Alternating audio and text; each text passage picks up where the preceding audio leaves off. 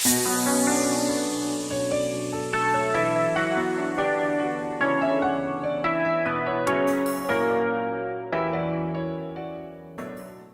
父吉祥。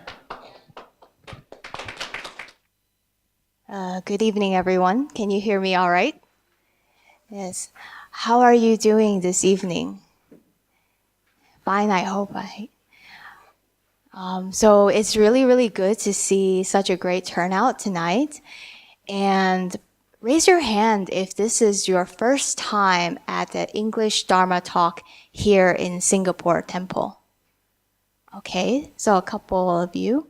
All right, so for those of you who aren't too familiar with this series of talk, every month here at Singapore, we have an English Dharma talk. And this year, we are talking about this particular book, For All Living Beings. This book is by Venerable Master Zhi Yue, originally written in Chinese, called 人间佛教戒定慧. And it was translated by the Shan International Translation Center in Xilai Temple.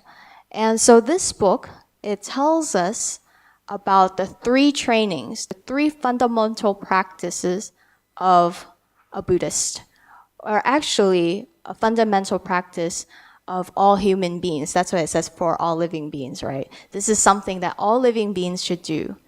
And the three trainings are precepts, meditation, and wisdom. These are the three aspects of our cultivation.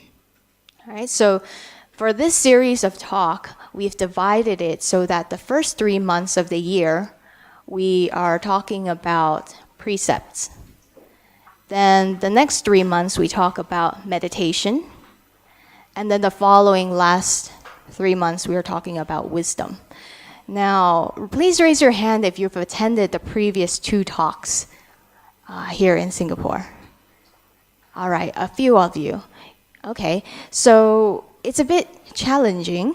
Well, I'm the one arranging the talk, so I would have to blame it on myself. This is my karma.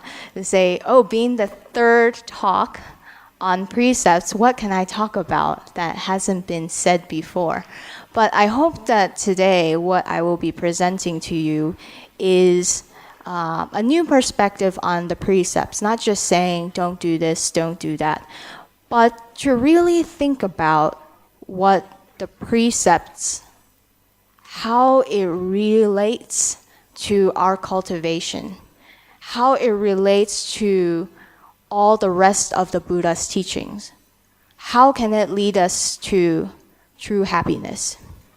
Right? So this is something that we will be discussing for tonight. And also, here with me today, I would like to introduce one very special guest, Venerable Zhi Yue. So Venerable Zhi Yue, she's from Malaysia, from KL, and she's currently studying at the English Buddhist College at Tongling University, which is the Shan training ground for all venerables. Most venerables that you see in Shan come from the Buddhist college. So she's currently here with me on this trip as part of her training, and we will hear from her a bit later in the talk, and she will share her own perspective on the 5 precepts. All right, so before we get started, you might think about precepts and say, why are we talking about precepts when it's already the 3rd Dharma talk of the year? Can we move on to something else? All right. Precepts, the Chinese word is 戒, right? Why can't we talk about something more difficult? Or some of you might say, oh, I find it so scary. I don't want to talk about rules and regulations.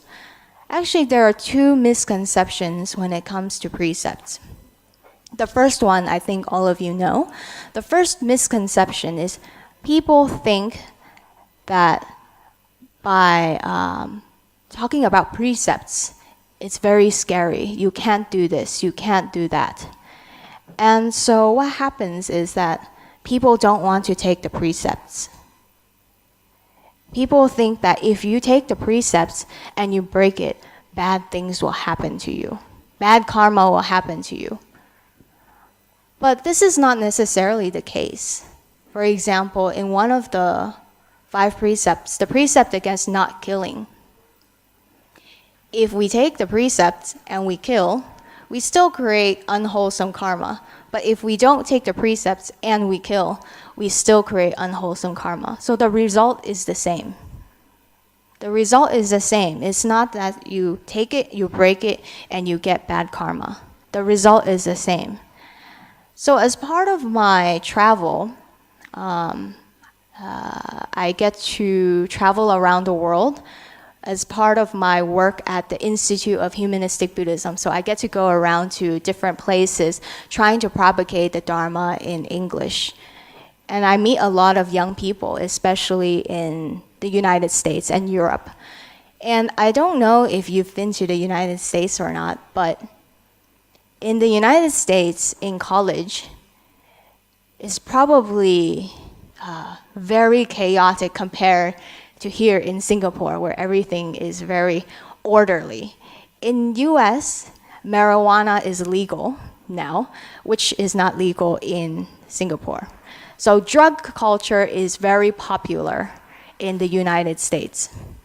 So you should be very thankful that in Singapore, drugs is illegal.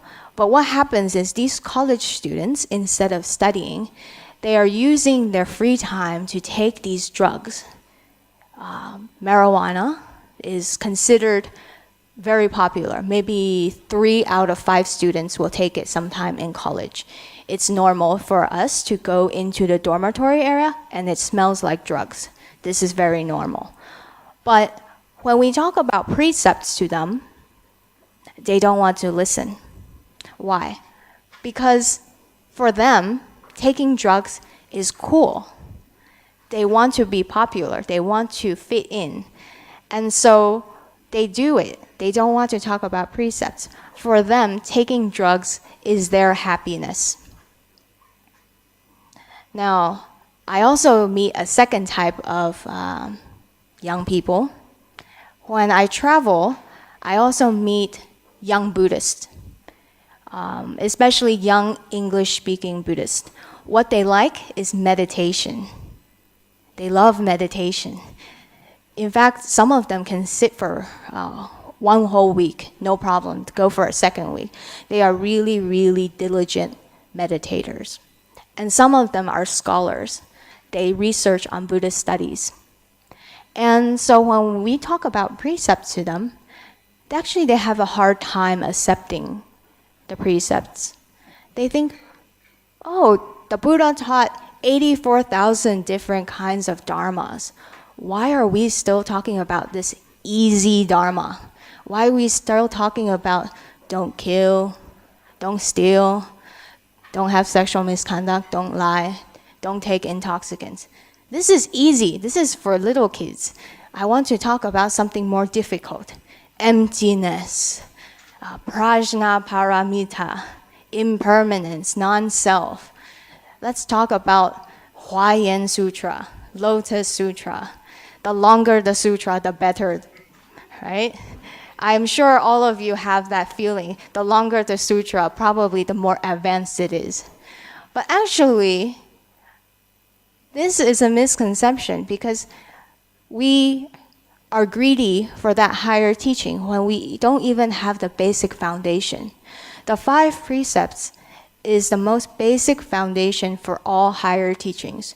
Once you have the 5 precepts down, you are pretty much set to go to a higher level.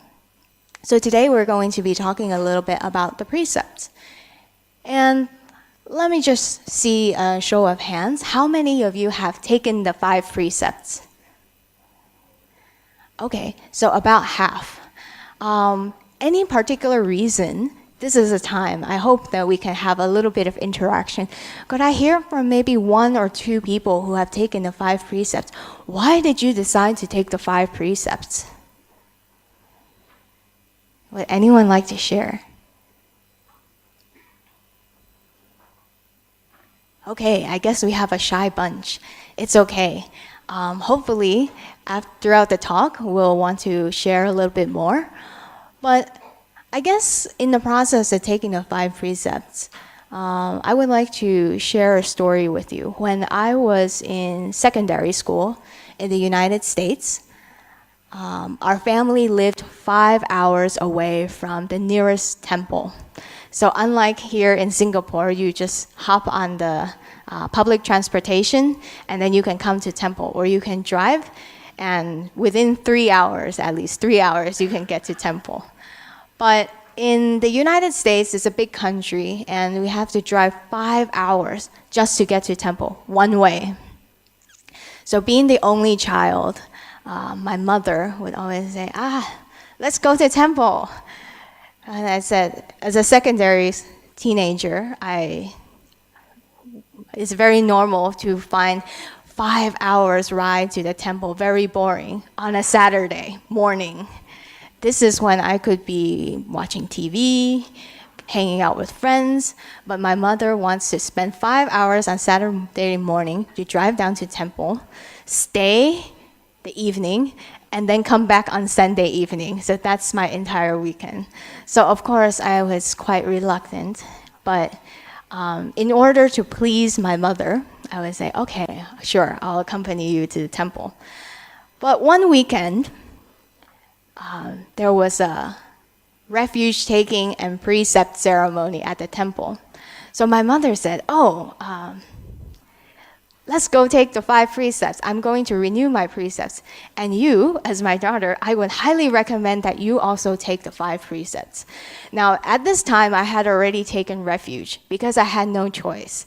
I was 6 years old at that time. I had no idea what was going on. My mother just pushed me through and then I took refuge. But I was a little bit older in secondary school. And so my mother asked, do you want to take the 5 precepts? And I looked at her. And I said, no, I don't want to take the 5 precepts. And she says, why not? The 5 precepts is so good for you. And I said, well, can you tell me a little bit more about what these 5 precepts are? I don't want to take more rules and put it on myself. That sounds a little bit scary. So I'm sure a lot of your kids, if you tell them about the 5 precepts, they will also find it quite scary. So I said, okay, well, tell me a little bit about the 5 precepts. And she says, it's very good for you. It makes you a good person. First, you don't kill. I said, okay, I don't kill anyone at the moment. So I can do that. Okay, second one, it means you can't steal. I said, I don't steal anything. I should be able to do that. He said, third one, no sexual misconduct. I said, okay, I think I'm too young for that. So I think I can do that. And fourth one, no lying. I said, okay, you raised me quite well, Mom. I don't think I will lie. And then fifth one is you don't take alcohol or drugs. And I said, well, I'm underage, so that's no problem. I can't take drugs anyways. It's against the law. So I said, I think I can do these 5 precepts. Then my mom said, okay, so do you want to take the 5 precepts? I said, no. I'm not lying. I'm not breaking the precept. No, I don't want to take the 5 precepts. And she said, but you can do all 5. I said, yes, I can do all 5. So why should I go through the ritual and take the 5 precepts when I'm already following them? I asked my mom, and my mom decided that there was no way that she can win the argument, so she gave up. We still took the 5-hour ride to the temple. She went to the 5 precepts while I sat in the hallway watching her take the 5 precepts. And then my mom prayed very hard. She said, my daughter has very little wholesome roots. She's not very virtuous. She doesn't understand the meaning of 5 precepts. I prayed to Buddha very hard to make her have lots of merit. And I think my mother prayed a little too hard. So I am here right now. So, like many of you, I also went through this process of asking about the 5 precepts. But, if we were to put it in lay terms, for example, if you young people, when you date each other, you see someone, boyfriend and girlfriend, right? You're already seeing each other. Why do you need to get married? You're already seeing each other. So why do you have to go through all this ritual, spend all this money on the wedding dress, and then get married? You're already seeing each other. So likewise, when we talk about Buddhism, yeah, I'm already observing the precepts. I don't kill, I don't steal. I follow the laws of Singapore, which is pretty much the 5 precepts. So why do I need to go through this ritual? It's about commitment. You make a vow, right? So, for example, when you're seeing someone, boyfriend, girlfriend, what is the difference between being a boyfriend and girlfriend and husband and wife? What is the difference? The vow, the commitment. So, when someone is married and they are tempted, they see someone else, they will remind themselves, I am married. I am committed to my husband and wife. And this prevents them, I hope, at least they will think a second time before acting on their impulses. Likewise, when we take the 5 precepts, we make a commitment that we will uphold the 5 precepts. So when we encounter a situation, when we get very emotional, what happens? This vow will come up because we already planted the seed in our consciousness. It will come up and it will prevent us from doing the harmful things. Without the vow, actually, just upholding the precept has very little merit because we are just going with the causes and condition. But what if one day our friend says, oh, you should, come steal this with me.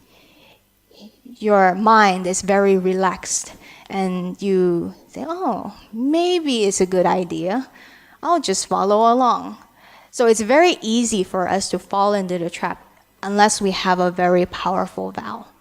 So today we're going to talk a little bit about precepts. But before we do that, how does precepts fit into the bigger picture of our cultivation? It's not just about upholding precepts for the sake of not doing bad deeds, but how does it lead to wisdom? This is something that we will be discussing today. Okay, so right now I want to look around the room and see the people around you. What do you all have in common? Besides you're all Singaporean. What do you all have in common? Yes, you're all human beings, okay. Homo sapiens, all right. Anything else? Your Buddha nature, oh, very good, very close. Okay, so in this room we have men and women, we have young people, middle-aged people, we have some elders. We have people who work in different industries, some are mothers, some are single. But what do we all have in common? One thing that we all want is happiness. I hope. Right? No matter if you're Singaporean or if you're Malaysians, Malaysians definitely stated they want happiness in the last election. So, yes, no matter if you're Singaporean or if you're Malaysian, you're European, you're American, you're a man, you're a woman, you're a child, you're old, all of us want happiness. None of us wants to suffer. But are we really, truly happy? All of us wants happiness, but are we truly happy? So when the Buddha taught the 4 Noble Truths, as you can see on your worksheet, on your handout, the first noble truth is that there is suffering. Now, most people, when they think about suffering, say, oh, it's very, very depressing to talk about suffering. Buddhism is all about suffering. Actually, no, Buddhism is not about suffering. But we have to understand suffering before we can overcome it. Raise your hand if you think life is suffering. Oh, okay. Raise your hand if you think life is not suffering. Then what about the rest of you? Half. Very good. Very, very good. Because we live in the Saha world. Means half suffering and half happiness, right? Well, what the Buddha taught was there is suffering in this world. Whether you believe it or not, there is definitely suffering. And you might not even recognize suffering because it's disguised as something as happy as you want it, but it's actually suffering. Now, what kind of sufferings are there? I met one lady from our YAD, Young Adult Division, and she had a very, very hard time understanding the Four Noble Truths. She said, I have never suffered in my life. I don't believe in the Four Noble Truths because I've always gotten what I wanted, so I don't believe it is suffering. So many people are like that. When you talk about suffering to them, they don't believe it. But let me ask you a few questions. When we get old, when we encounter sickness, when we encounter death, this is a very obvious form of suffering. We feel emotional pain when we encounter these situations. And then another thing is when we encounter situations that are beyond our expectations, things don't go out as planned. Can you imagine, for example, if the Malaysian election didn't go as everyone wanted? That would be a sign of suffering, right? So when we don't get things that we want, it's also a type of suffering. Or when we have to part with our loved ones, that is a type of suffering. Or even if we always have to see the person we dislike every day, that is also a type of suffering. Every day you go to work, you see the person you dislike, and you have to fake a smile and say hello to them, right? This is also a type of suffering. What do we mean by suffering? The word suffering comes from the Sanskrit word dukkha, D-U-H-K-A, dukkha. Right? What does dukkha mean? Dukkha doesn't mean that, oh, I feel so angry and sad and painful, I feel miserable, this is suffering. I cut myself, I broke my arm, I have a bloody wound. This is not what we mean by suffering. Dukkha means dissatisfaction, meaning that while we try to be happy, there's always something that we're dissatisfied with. For example, things that make us happy don't necessarily always make us happy. They can cause suffering. So raise your hand if you have children at home. Okay, about half.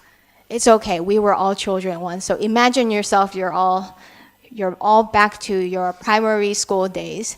You're out shopping with your mommy and daddy, and you see a nice toy that you really, really like. So you tell mommy and daddy and say, oh, I would really like this toy. Please buy it for me.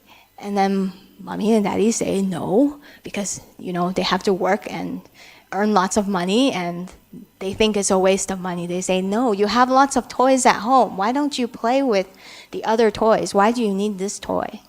And then you say, oh, but if I have this toy, I will love you forever and it will make me so happy to have this toy. Please buy it for me. And finally, they just buy it for you because they want you to keep quiet. So what ends up happening is most of you who have kids will know that, the kids play with the toy for maybe 3 weeks, and then it ends up in the back of the closet. Right? So you might say to yourself, we are all adults now. We know better. Those are kids. Kids, they don't They all think like they follow the fashion, they follow the trend, they like cool toys. We are adults. But how many times does this occur in our life? We think something is so cool, something that will make us so happy, that we chase it. And that it ends up not fully satisfying us. For example, ladies, how often do you go shopping? Right? If you go shopping, you probably all have the experience where you found one piece of clothing.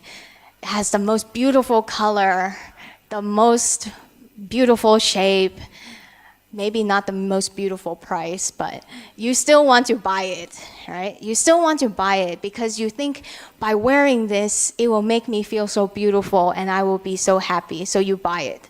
But what happens? You wear it once, you will wear it twice, you wear it 3 times, and then you put it in the back of the closet until another beautiful piece of clothing comes out.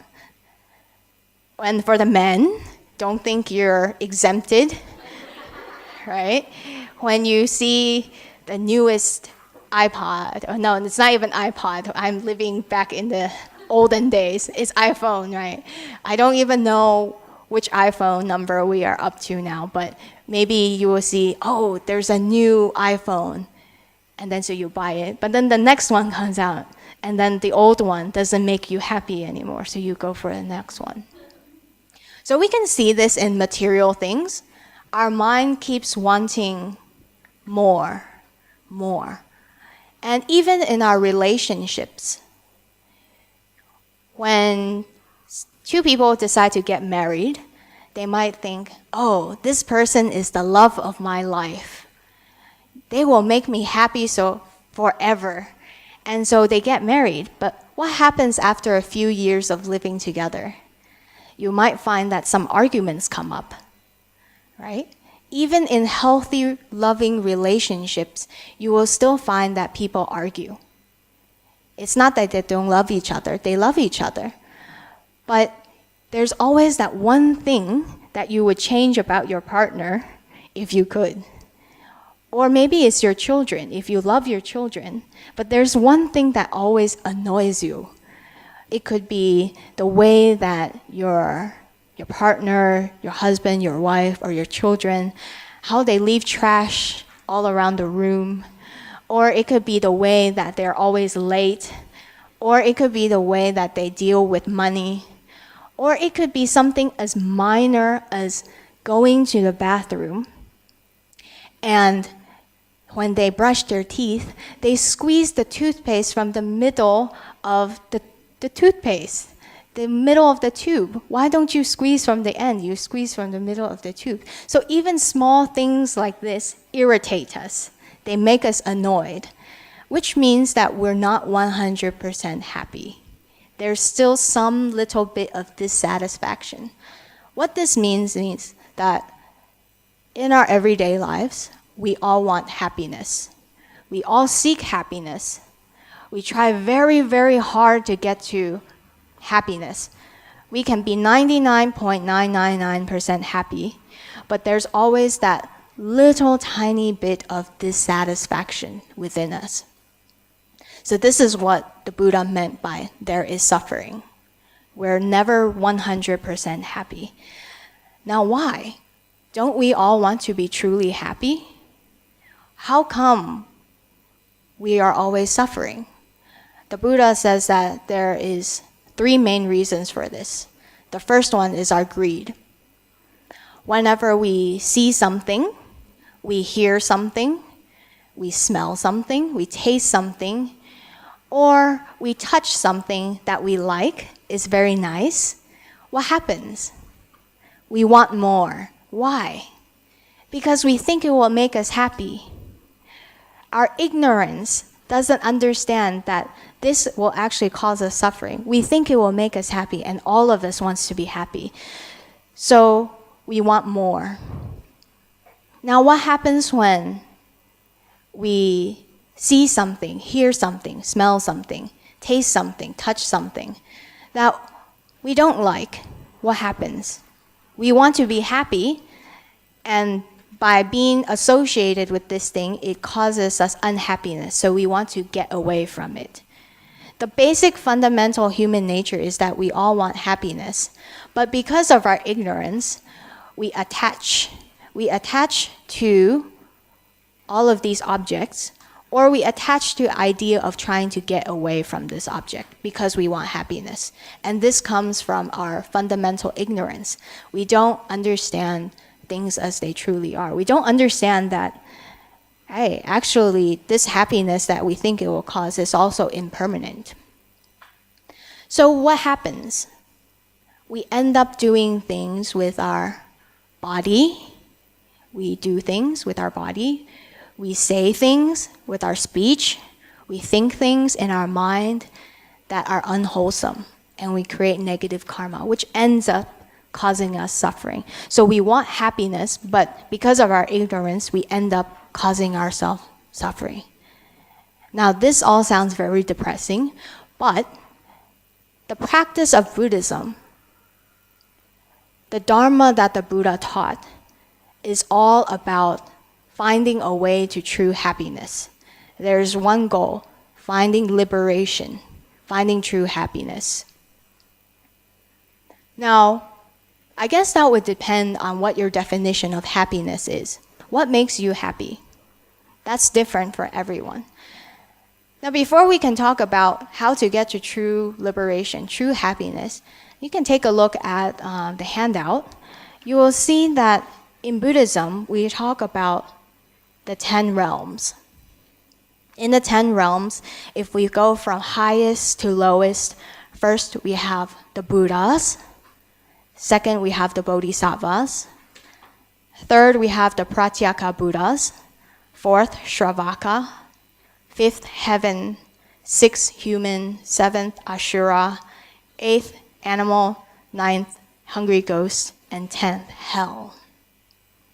Now, for those of you who might be new to Buddhism, Buddhahood, I think most of you will know. It's the state of liberation, the state of perfect tranquility, of Bodhi, one who is enlightened and awakened. And then, of course, we have the Bodhisattvas, those who practice compassion to save all sentient beings. Then below, for 3 and 4, the Pratyeka Buddhas and the Shravakas. These are disciples of the Buddha who practice the Four Noble Truths or dependent origination to seek nirvana for themselves, right? So it's a state of cultivation. And of course, heaven needs no explanation. Human, we're all humans here. Ashura, what is the difference between Ashura and a heavenly being? Both of them are in the heavenly realm, but Asuras get very angry easily. And because they get angry, they suffer from their anger. So they can't enjoy anything that they have in heaven. So you might know these people. You might know someone who is like an Ashura. They have the best house, they have a nice car, they have a nice work, but they're always very angry. So they don't appreciate what they have. So that is why it is listed as a realm of suffering. And then, of course, we have the animals, hungry ghost, and hell. Now, can anyone tell me where these 10 realms are? Where is heaven? Can you guess? Where is heaven located? Up. Up there in the sky. Now, where is hell located? Underneath the ground? Well, in Buddhism, it's not that clear-cut. We don't have a specific location for all of these places. So you could say heaven might be up there, but you know, in the Chinese folk tales, there's stories about heavenly beings coming to visit the human world.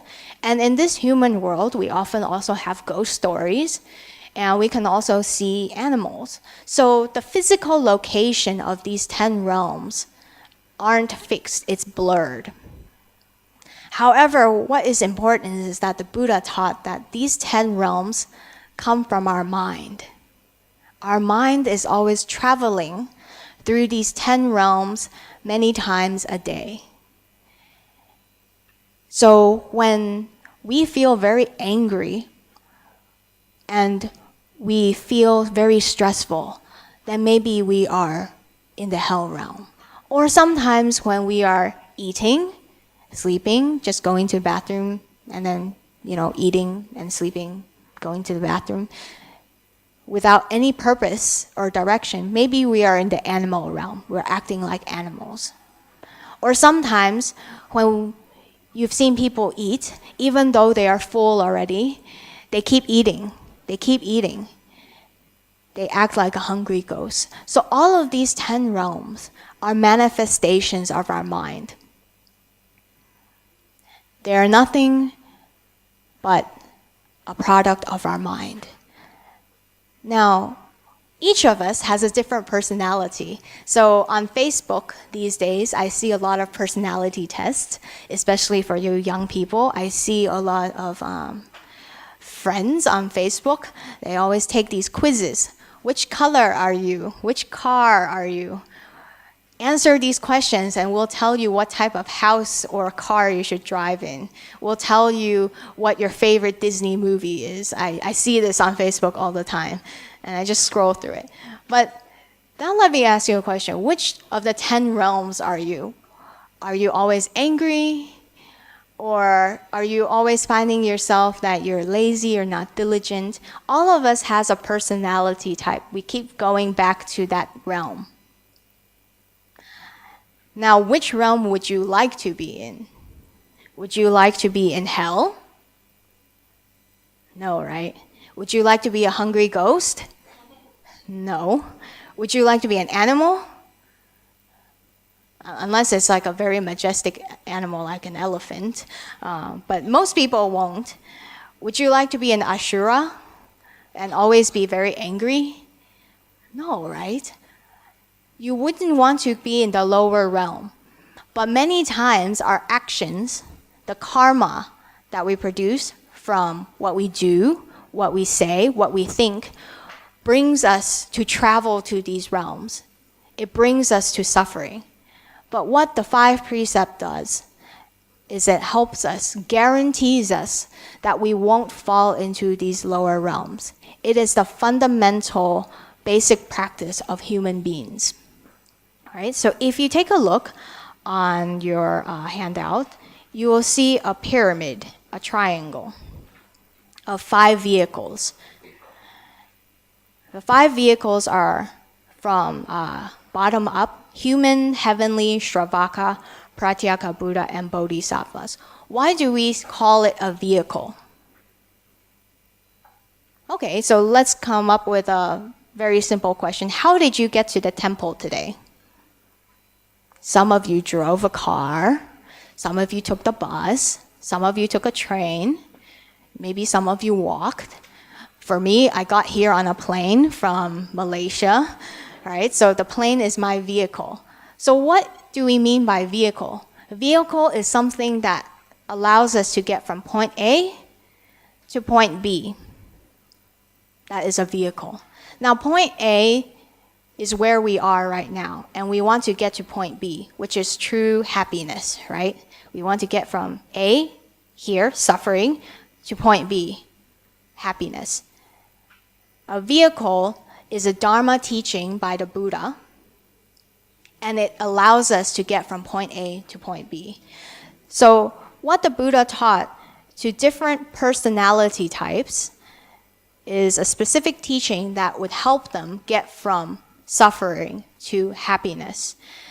Now, different people have different aspirations, different types of happiness. So for example, in the lower grade, we have humans and heavenly vehicle. For these people, you might know it. I will explain to you what the 5 vehicles are, and you think about which vehicle you are. Why do you practice Buddhism? All of us here are here to learn the Dharma. But why we come here is different. Everyone is different. The only thing we have in common is we want happiness. Some of you might come to temple to pray to the Buddha. Why? Because you want the Buddha's blessing for good health, wealth, money, fortune, a good job, a promotion, a very harmonious family. You want the Buddha's blessing so that you can live a happy life now, right? For these people, that's happiness. But for some others, they don't think that this is happiness for them. They still think, even if I have all the money in the world, if I have health, I have a good family, this is still a type of suffering. Where will I find happiness? I want to go to heaven or Pure Land. There I can find happiness in my next life. I work very hard in this life. I want a vacation in my next life. All right? So for these people, this is happiness. Now for the next group of people, they say, well, even if I go to heaven, heaven is not forever in Buddhist ideology. So we still need to come down. So then what? I still need to go through the entire process again. This is not happiness. I want to transcend this world. I want to leave this world and enter nirvana. For me, that is a type of happiness. For these people, this is happiness. Then there are people who say, no, this is not happiness. The only way that I can achieve ultimate bliss is if I achieve happiness and also all sentient beings achieve happiness. This is the bodhisattvas. For them, this is their happiness. So each of us has a different definition of what it means to be happy. And it's not to say that anyone is wrong. The Buddha says the lower grade, they want present and future fortunes.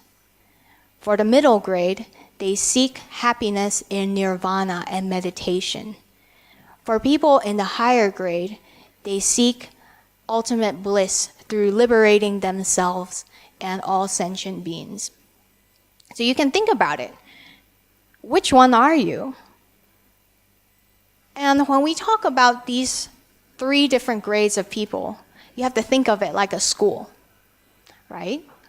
We can't say, oh, because you are in the human vehicle, you practice Buddhism because you only pray to Buddha because you want money and you want good fortune, you want family. I am practicing to attain nirvana. I am practicing to save all sentient beings. You only practice for money, for yourself. You are lower than me. No, we don't say that. In Buddhism, no one is higher than another person. No one is better than another person. For example, we have kindergarteners or people in nursery school, young children in nursery school. We go up to these young children in nursery school and tell them, you are in nursery school. You should be like that college student. Why can't you be more like the college student? We won't say that to the nursery school child because we know that they are still developing, they're still growing. One day they will become that PhD student, that college student. So we cannot compare the different vehicles to one another. It is a progression for us. So we move from human, heavenly, Shravaka, Pratyeka Buddha, and ultimately become a bodhisattva. And for each of these vehicles, the Buddha taught a specific teaching. So for the human vehicle, the Buddha taught the 5 precepts. And for each of the higher vehicles, their teachings build on the foundation of the 5 precepts. Right? So we can see the importance of the 5 precepts. Now often, when we come to temple and we listen to the Dharma, it's in bits and pieces. We don't have a full picture of what's going on. Maybe I come to temple one day and I hear, 5 precepts. Then the next day I hear about the Heart Sutra. Then the next day I come and I hear about Amitabha Sutra. So I get bits and pieces, but we don't really have a big picture of the whole curriculum. When we go to school, we follow it. Primary school, grade 1, grade 2, grade 3, grade 4, etc. We don't go around, oh, let's take a little bit of physics, then go to counting, and then after going to counting, let's take a little bit of geometry, and then let's go back to coloring, right? So when we practice the Dharma, we also need to practice in a sequence, which means that if we want to get to any higher teaching, we must first begin with the 5 precepts. Now, before we get into the 5 precepts, when we talk about the human vehicle, there's 3 fundamental teachings that the Buddha taught to guarantee us happiness as a human being. How difficult is it to become a human being in this world? Do you think it's very difficult? For example, this gentleman here says, oh, we are all human beings in this room. You might not think that's a very surprising thing, but it's actually quite amazing if you think about it. What are the chances that you are born as a human being today? The Buddha said that it is like a blind turtle swimming deep in the ocean. And on the surface of the ocean is a piece of wood with a hole in the middle. Every 100 years, this turtle will come up to the surface and poke its head on the surface of the ocean. What are the chances that he will poke his head through the hole of the wood? Very little.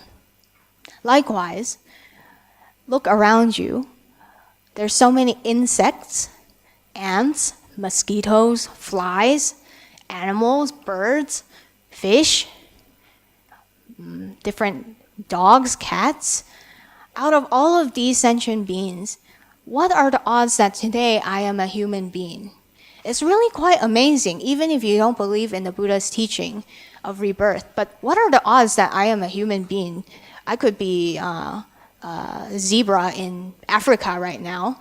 How come I'm not? How come of all of the choices on this planet, I am a human being here in this room with you in Singapore? Right? It's really quite amazing. So the Buddha said, being a human being is really, really rare and extremely precious. In the human realm, we might feel suffering, but suffering can actually be good. For example, when we exercise, our muscles hurt, right? But we endure that suffering because we know our muscles will grow back to be even stronger. When our kids are studying for school, they also feel that it is a type of suffering. But you encourage them, it's okay. You can get over the suffering and you will be even stronger. So in this human world, even though we have suffering, we can still overcome it and it will make us stronger. However, in the lower realms, the suffering is too much.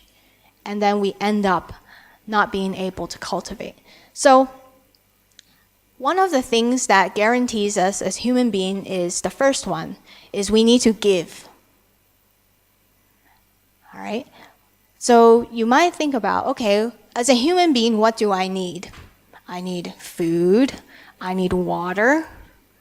I need a shelter. Right? Where does your food come from? Does anyone want to guess? Where does your food come from? Where do you get your food? From the hawker or from the grocery store, from the restaurant? Okay. Where does your house come from? Or your flat? Where does it come from? The government of Singapore. Well, we might say that, oh, it's because I earn lots of money by working hard. So that's why I have food, I have water, I have a shelter. But according to the Buddha, it's not that easy. Lots of people work hard. Actually, most people in this world work very, very hard. But how come some people get a little bit more than others? The Buddha said it's because of giving. Right? When we give, this creates a connection, an affinity with other sentient beings. Where does our food come from? Someone has to grow it. Someone has to cultivate it. Someone has to deliver it because we have to import everything to Singapore. So we have to import it to our grocery store. Then we can buy it. For our house, even though we have the money to buy our house, someone has to build it. Someone has designed the house. And when we talk about our money, the company that we work for is also founded by a lot of other people. So what we realize is that all sentient beings are connected to each other somehow. And by giving, we create more affinities with each other so that in the future, these affinities are very strong. And so the Buddha said, all of our material goods that we have in this lifetime actually come from giving. So the first practice, before even taking the precepts, is we need to learn to give. Is giving easy? Giving is easy or giving is hard? In Europe, if you want to use the toilet, the restroom, you have to pay 50 cents to go in and use the toilet, especially in Paris. Now, most people would not want to pay. They would say, oh, it's too expensive, 50 cents, too expensive. I don't know, do you have cents in Singapore? Yes, okay, 50 cents. So they won't even spend 50 cents to go to the bathroom. They would rather wait until they go home and use the bathroom. So for rich people, you can already tell that money is a very important thing to them. It's not something that they give away easily. Or sometimes when we see people in need, do we always give to them? A lot of times we feel really bad, we feel sad for them, but we don't really act. It's difficult, even for rich people, to give, unless you give them some sort of recognition. Then they're more willing to give. We always want something in return. So how hard is it for people who are not rich, people who are poor to give? Very difficult. But the only way for us to attain these material wealths in the next lifetime is to give. Now, there's a couple of requirements when we talk about giving. The first one is we must be willing to give. If you don't want to give, but you feel forced to give, that's not giving, right? And the second one is what you give must be beneficial to the other person. You can't say, oh, my house is very messy right now. I don't want this because no room for it. So I'm going to give it to someone else because they can help me get rid of things. That's not giving, right? When we give, we must give sincerely from the bottom of our hearts. And there's two motives to giving. There's two reasons why we give. The first one is when we see someone in need, we feel compassion. Someone who is younger than us, someone who is more helpless than us, someone who is poorer than us, we feel compassion, and so we give to them. This is the first type of giving. Then the second type of giving is we see the Buddha. We see the triple gem. We see a venerable. We see a teacher that we really respect. Not just Dharma teacher, but a teacher that we respect. And we want to give to them as an offering. This is the second type of giving. Compassion is one, and respect is the other. Now, how do we know that how much merit are we getting from giving? Well, the Buddha said that there is actually three things that determine how much merit we are getting when we are giving. The first one is your attitude or your intention. Are you doing it? Are you giving with a lot of respect, some respect, or no respect? Here, take it. Or are you giving with a lot of compassion, some compassion, or no compassion? All of these will determine how much merit is in your giving. Now, the second one is the field. Field means who you are giving to. In Buddhism, there is a sutra called the Sutra of 42 Sections. And in this sutra, it says that it is better to offer to an arhat than it is to a virtuous person, just a regular virtuous person. But it is better to offer to a bodhisattva than an arhat. And it's even better to offer to a Buddha. How come it is better to offer to a Buddha than to just another human being? you can say the homeless person, a poor person, needs our offering, our giving more than the Buddha. But how come giving to the Buddha creates more merit than just giving to the regular poor person? The Buddha says that there are two reasons. The first one is that when you give to a poor person, they don't have much ability to help any other person. So your good deed will only be one person. But when you give to a teacher, they can help many more people. So your gift, your giving will impact many more people. So this merit is considered larger. And also the second reason, when we talk about merit, it is about helping us achieve true happiness by creating this connection. When we offer to the Buddha, what are we doing? We're creating a connection with the Buddha. And by creating this connection daily, frequently with the Buddha, it reminds us when that we are in trouble, the image of the Buddha pops up, and it will be more able to lead us to true happiness. But if we don't do this, we give to the poor person. I'm not saying that giving to the poor person is bad, but when we give to the poor person has not achieved true happiness. They're still suffering.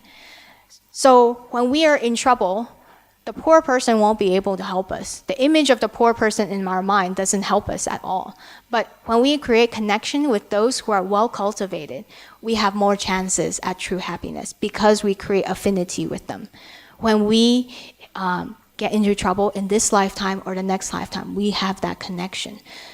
So that is also why in the sutras it says it is better to offer to the Buddha than it is to offer to a regular person. However, giving is not just about material objects. We can give a smile, or when we offer to the Buddha, we can join our palms, pay sincere respect. Some people in this world, they don't have a lot of money, but they can influence a lot of people by giving them lots of hope and courage. I don't know if you've heard about Nick. There's a person named Nick. He has no arms or legs. And he goes around making these inspirational speeches to people like him to give them courage to keep living on. That is also a type of giving. He doesn't need to give money, but that is also the gift of life, right? So the first thing we need to understand is our connection to other human beings, and that by giving, we create more affinities. Now, how does the precept fit into giving? Giving is temporary. I give you this, and then that second, I no longer have any connection with you. I give it to you, and then next moment, I disappear. The precept, the spirit of the precept is compassion about giving. So if you turn to the second page, you will see that in the precept ceremony, there is this line that says, "There are good men and women who observe the precepts without making vows, and thus obtain very little merit." What this means is even if we uphold the precepts, we don't kill, we don't steal, we don't conduct sexual misconduct, we don't lie, we don't take intoxicants. But if we don't make a vow to give to sentient beings, then even if we uphold the precepts, we get very little merit. So what type of vow should we have when we take the 5 precepts? To protect sentient beings so that no sentient being is harmed. So for example, in this room, we have lots of people. If one of you were to break the 5 precepts right now, would we want to be in this room? We wouldn't want to be in this room. So if you kill, if you steal, if you conduct sexual misconduct, people will not want to be with you. People will be afraid of you. This is not a type of giving. We want to give people courage. We want to give people joy, give people hope. And so by upholding the 5 precepts, it's the higher form of giving. Because it's not a moment. We have to uphold the precepts for a lifetime. And so this is a lifetime of giving. Giving so that people don't have to feel afraid of us. All right? So right now I'm going to pass the microphone to Venerable Zhi Tong. And Venerable Zhi Tong will explain a little bit more about each of the precepts and how she interprets the precepts. So please put your hands together for Venerable Zhi Tong. Thank you, Venerable Zhi Yue. Good evening, everyone. So the 5 precepts. If I ask you to explain to me what is the 5 precepts, most probably you'll be rolling off your fingers. Abstain from killing, abstain from stealing, abstain from sexual misconduct, abstain from lying, abstain from intoxicants or drugs. A+. But there's another side to taking precept that is more important and more beneficial to us.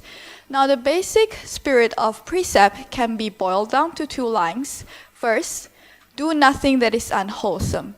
Second, do all that is wholesome.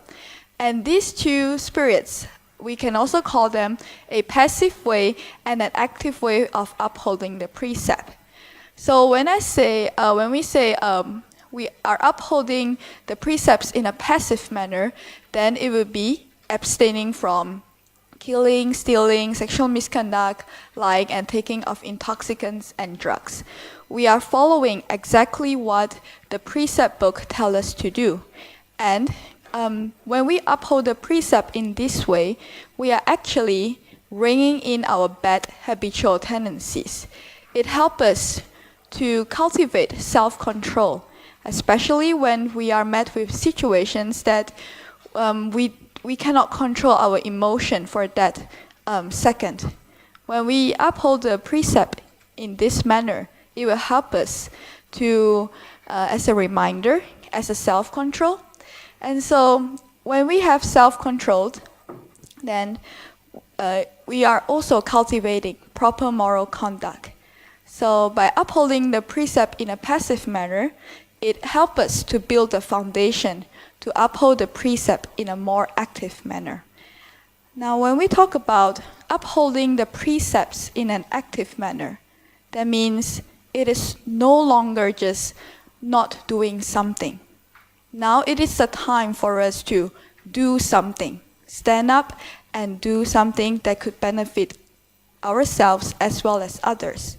So as Venerable Master tells us, not only we shouldn't harm any living beings, we should actively protect them. No matter it is the people around us or the animals that we see, any living beings that we encountered, we should actively help seek to protect them. And number 2, not only we shouldn't take what does not belong to us, we should be active in practicing generosity, in practicing giving. And not only we shouldn't commit any sexual misconduct, we should treat everyone with respect.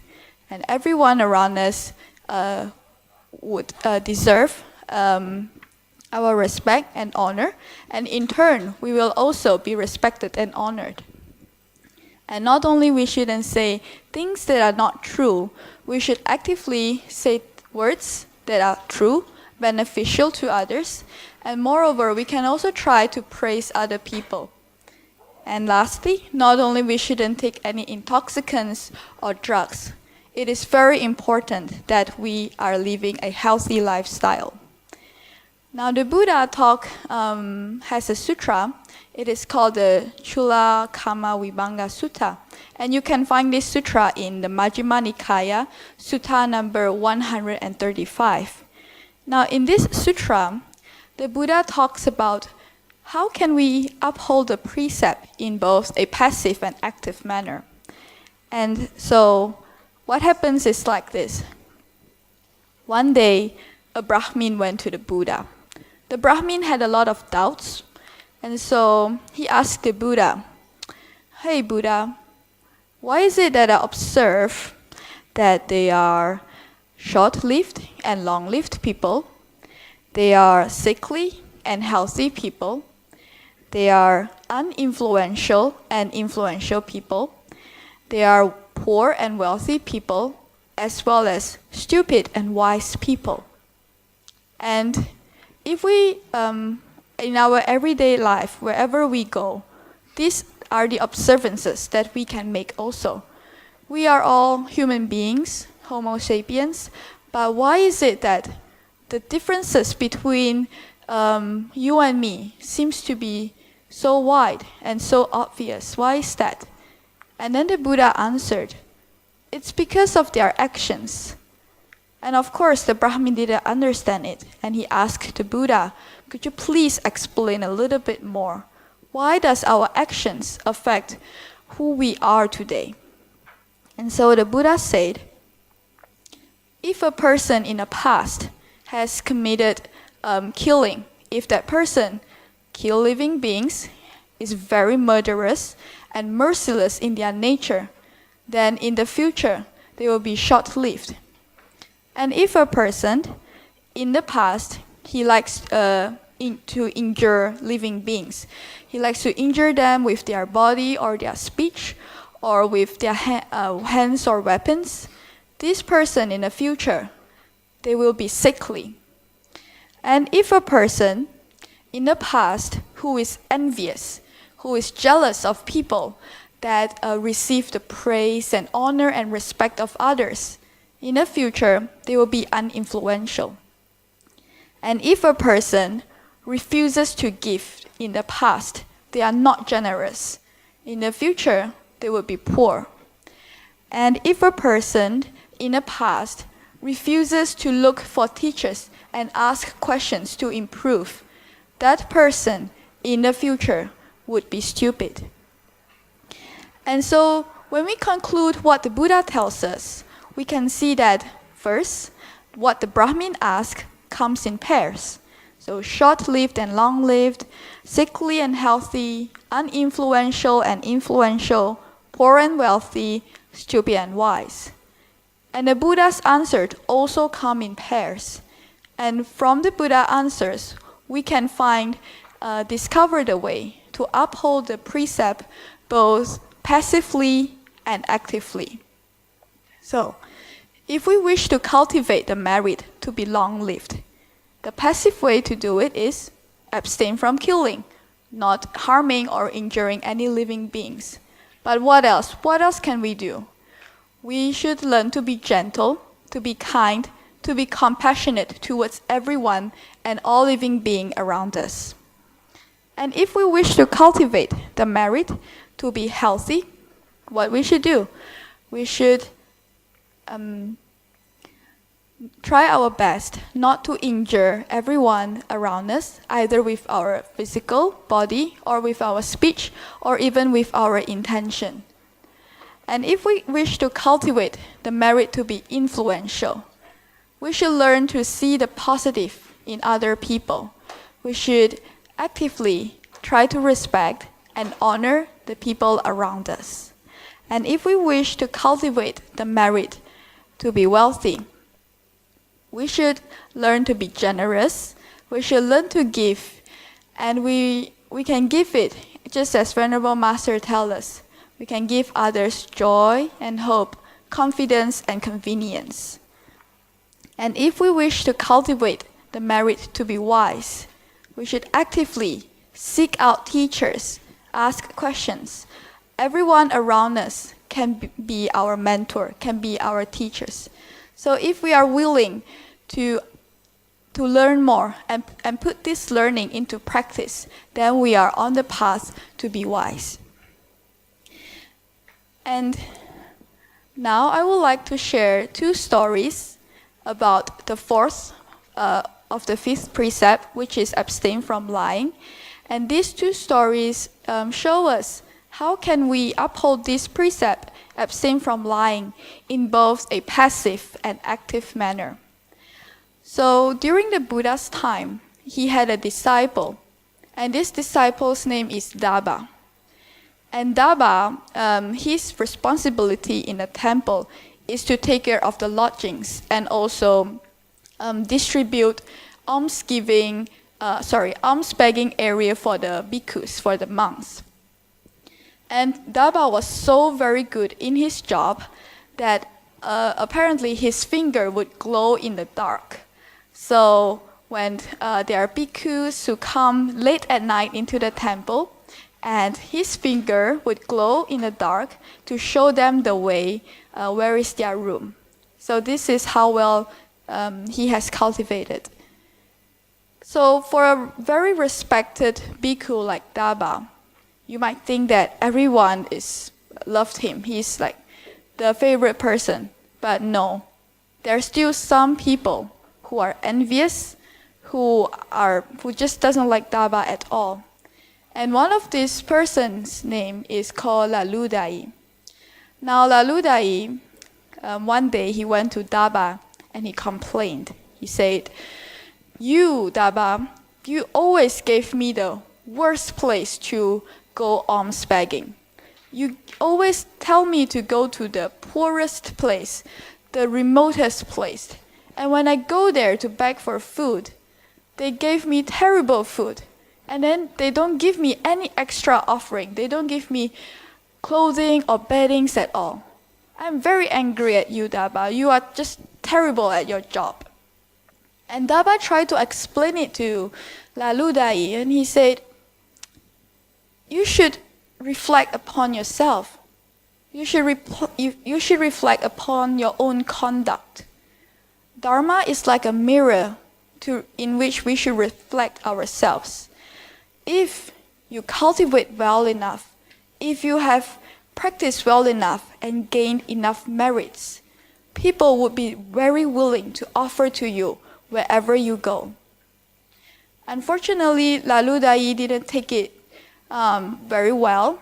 He got even angrier, and he started to spread rumors and gossips about Dharma. In the end, what ended up happening was that no one likes Laludai anymore. People start to avoid his company. And when the Buddha heard of this, he gathered everyone and said, if a person who likes to slander, a person who likes to gossip, in the end, they hurt no one but themselves. So what this story tells us is that we should abstain not only from lying, but from untrue words, from slander, from gossip. And this is a passive way of upholding the fourth precept. Now, what about upholding the fourth precept in an active way? So there is a very famous story about the past life of Shakyamuni Buddha. And I would refer the past life of Shakyamuni Buddha as the Bodhisattva. So one day, this Bodhisattva was traveling around, and as he was traveling around, he came to a cave. And in that cave sat a Buddha. And this Buddha was so magnificent that light radiates from his body and filled the cave with brightness. And when the Bodhisattva saw this magnificent Buddha, he was so in awe, he fell down to his knees, joined his palms, and then said a praise for 7 days and 7 nights. And the praise goes like this: "On heaven and earth, and also the entire universe, no one can compare to the Buddha. I have seen everything there is in this world, but still, none to the Buddha can compare." So he is praising the magnificence of the Buddha. And because of this sincere praise, a praise that he continued for 7 days and 7 nights, the Buddha said to the Bodhisattva, he predicted that in the future, you will become a Buddha, and your name would be Shakyamuni Buddha. So because of this prediction, the Bodhisattva worked even harder. And of course, as we know it, he became the Buddha, the Shakyamuni Buddha. And Shakyamuni Buddha actually attained Buddhahood earlier than Maitreya Bodhisattva, precisely because he practiced the virtue of praising others. So if we think about these two stories, we can see how important it is to utilize our power of speech in a positive manner. So, as conclusion, I would like to share with you what Venerable Master tells us. If we do not kill living beings and instead protect them, we will live a long, healthy life. And if we do not steal and be generous and make offerings, we will be wealthy. And if we do not commit any sexual misconduct and instead respect and honor others, we will have a happy and harmonious family. And if we do not lie and instead praise others, we will earn an honorable name.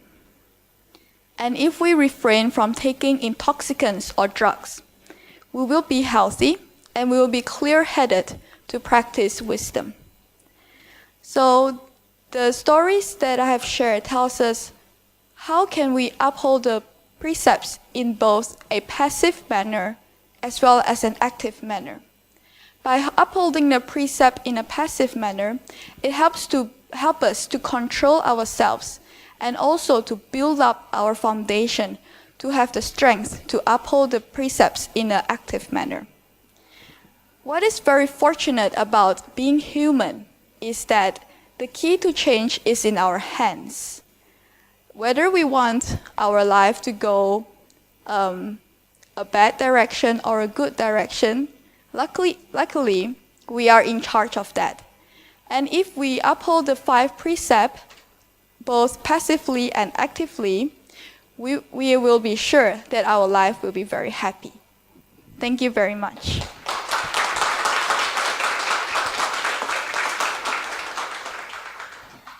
Thank you, Venerable Zitong, for that very wonderful sharing of the Dharma. I hope through Venerable Zitong's brief talk that you were able to understand that there's 2 ways that we uphold the precept. One is active and one is passive.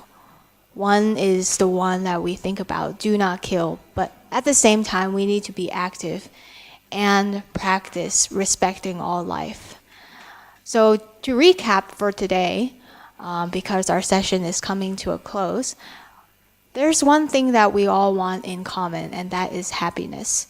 But a lot of times, because of our greed, aversion, and ignorance, we do things that causes us suffering, that causes us to go in the opposite direction of where we want to be, which is happiness. And the Buddha said that out of the 10 realms, there are 5 vehicles that will lead us to happiness. The one very basic one is the human vehicle. And for the human vehicle, he taught giving as the first teaching. Why do we need to give before we take the precepts? All sentient beings need food, water, and shelter. So imagine yourself if you come to temple and the temple didn't offer any food, there was no water drop tea house. What would happen? You wouldn't be able to sit through this talk very well. You would be thinking, I am so hungry, I would like some food. Who here has been to a Dharma service at a temple here or elsewhere? A Dharma service, 法会. You can raise your hand. Okay, so in the Dharma service, what happens? We offer food to the sentient beings before we offer Dharma to the sentient beings. Can you imagine if we reversed it around? What would happen? The sentient beings would not want to come because they are already in much suffering and very hungry. So if we just offer them the Dharma, they would not be able to listen. So the first step is always giving. It's the first teaching taught by the Buddha. So in the 6 paramitas, before we uphold the precept, we have to have the foundation of giving. We have to have other sentient beings in mind. It is only then when we take the precept that we really practice compassion. We really practice precepts for all living beings and not just for ourselves. Right? So as for the 5 precepts, there's also active and passive. Most of the time, if it's just for ourselves, we stick to the passive. But if we create a vow, if we make a commitment to be compassionate to all living beings, then we will be active in our upholding of the precepts. So that pretty much sums up our talk for today. Part 2 is tomorrow at the same time. And what we will be discussing for tomorrow is each precept in detail. I'm sure many of you, even including those who have taken the precepts, you might ask, how do I know if I'm breaking the precepts or not? How do I know if I'm killing a mosquito? Is that breaking the precept? Or if I lie to my children to protect them, is that breaking the precept? How do I know where to draw the line? So for tomorrow, we will be going through each of the precepts to determine what constitutes breaking the precept and what constitutes upholding the precept. And then we will go from the 5 precepts and discuss a little bit deeper about the 8 precepts and the 10 wholesome deeds, as well as how we can relate the spirit of the precepts to our daily lives. From the Buddha's teaching of all of these precepts, from 5 precepts, 8 precepts, 10 precepts, the Shravaka precept, Bodhisattva precepts, and even Venerable Master's new precepts for modern day people. So for tomorrow, we will be discussing that. So please come back. I hope to see all of you. And right now, we will open up the floor for some questions. If you have any questions, please feel free to press the button on your microphone and raise it, and I will be more than happy to try and answer your questions. Yes.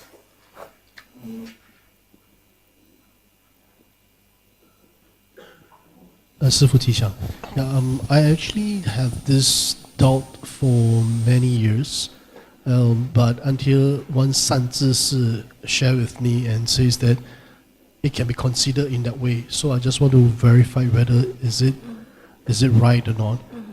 So since today we are talking about giving, so sometimes as we walk along the street, and if we vow to be a bodhisattva, we vow not to do bad things, we vow to do all the good things, and we also hope to liberalize the sentient beings. One of the things is that when we see somebody that is begging, right, a beggar, and from one look at it is actually this beggar has leg, has hand, can do anything, but just want to beg.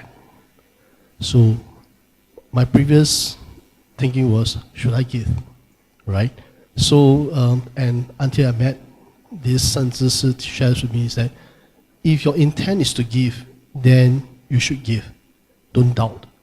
But as you give, because by giving, you make the person feel that, hey, I don't need to work, I can just continue to beg. What you can just do is that you give, at the same time, you try to advise or just say, I think you need to find a job and not just sitting here because you got good hands and legs. That was what I was being advised. So maybe I just want to hear Sifu,开示 on this portion. Thank you. That's a very good question. How do we know we are really upholding the spirit of giving? In the Bodhisattva precepts, if a Bodhisattva sees a sentient being in need and doesn't help them, that is considered a violation of the precept. However, upholding the precept is not just blindly following the rules. We also need meditation and wisdom. So actually the 3 trainings of precept, meditation, and wisdom all go hand in hand. Can you imagine if we uphold the precepts without meditation or or wisdom? What would happen? When we encounter a situation that we get very emotional, we won't be able to stabilize ourselves. We won't be able to focus. And we don't know when to draw the line, when to make exceptions. This takes wisdom. Bodhisattvas can sometimes kill too. Why? To save other sentient beings. Bodhisattvas aren't always very compassionate. Have you seen Wei Tuo Pusa? He's very fierce. If he sees someone who is not according to the Dharma, he is very fierce. He's not always compassionate. Oh, it's okay. So bodhisattvas come in all different packages, all different images. Sometimes they are very compassionate, like Guang Bodhisattva. Sometimes they can be very fierce. But it takes wisdom to determine what to do in a situation. But we can't just always ask for wisdom either. We also need precepts and meditation. If we have wisdom but no precept, then it is not actually actualizing the precepts. We're not putting them into the practice. We're just talking about emptiness and impermanence, all of these intellectual theories. So going back to the question, how much wisdom do I have to determine what will happen to my giving? How do I know when I'm giving to someone that they will actually benefit? If I were to take this person as my children, because bodhisattvas take all sentient beings as their children. So this person begging on the street, take them as my child. How would I educate my child? Would I give in to everything that my child asks for? What do I want my child to learn? How do I help this child the best way? Sometimes, as a parent, we give in to the child, and that's okay.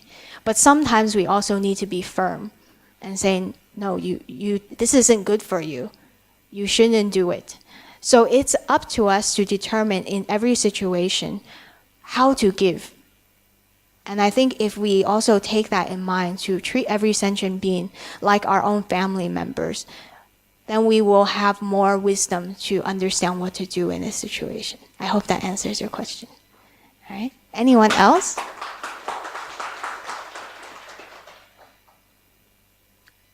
Any other questions? All right, if not, then I hope to see you all tomorrow.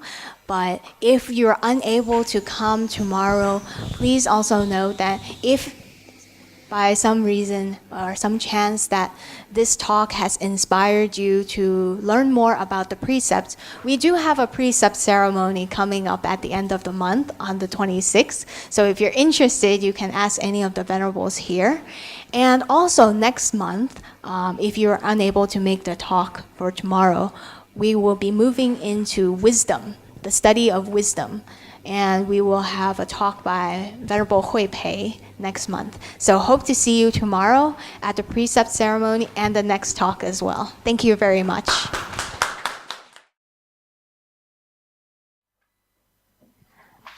Okay, good evening, everyone. I think we have more people here today than yesterday. Could I just see a show of hands? How many of you have not attended yesterday's talk? Okay, so it might mean that we need to do a little bit of review because today's talk is actually part 2 of our topic, living well every day. So yesterday, for those of you who aren't here, we covered a few things. The first one is, what does it mean to live well every day? I'm sure all of us here want to live well, but what does it mean to live well and according to the Dharma? So yesterday in our discussion, there were a couple things that we discussed. The first one is giving, all right? So those of you who came in, actually, do you all have a handout? The handout? Some of you don't have a handout. For this lecture, we actually have a handout. So if you don't have a handout, can you raise your hand if you don't have a handout? Okay. So we'll pass the handout along to you. So if you read on their handout, the first thing to a good life is giving. Right? Why did the Buddha stress the importance of giving? Well, when the Buddha taught us about the Four Noble Truths, the first one was about the truth of suffering. Now, many of you who are new, you might be wondering about what does this mean, suffering? And we discussed yesterday that suffering doesn't mean I feel physical or mental pain or anguish, but it's something more nuanced, something less easy to discover. This dukkha actually means dissatisfaction. So whether we are in our families, many of you have children, we love our children, we love our family, and they give us all the happiness there is in the world. But sometimes when we are in our families, something still annoys us. It could be you're having a very stressful day and suddenly your child throws a tantrum, or suddenly you get a call from the school and this is slightly irritating to you. So this is a type of dukkha. Even though you love your child, your family brings you lots of happiness, but there's still something that causes us suffering. Even in our friendships, our marital relationships, there's always a little bit of something that we would change if we could. Why? Because we always think that there will be something better. We always want something more. And we cause ourselves suffering because we have a hard time accepting things the way they are. We always want to change it so it's better, or we want to get more. And the cause of our suffering, we have three causes. The first one is greed. The second one is aversion. And the third one is ignorance. So whenever we come into contact with our eyes, with our ears, with our nose, our tongue, or we feel something that we like, we automatically attach to it. This is human nature. You can see it in our kids. If you give them food they like, they want more.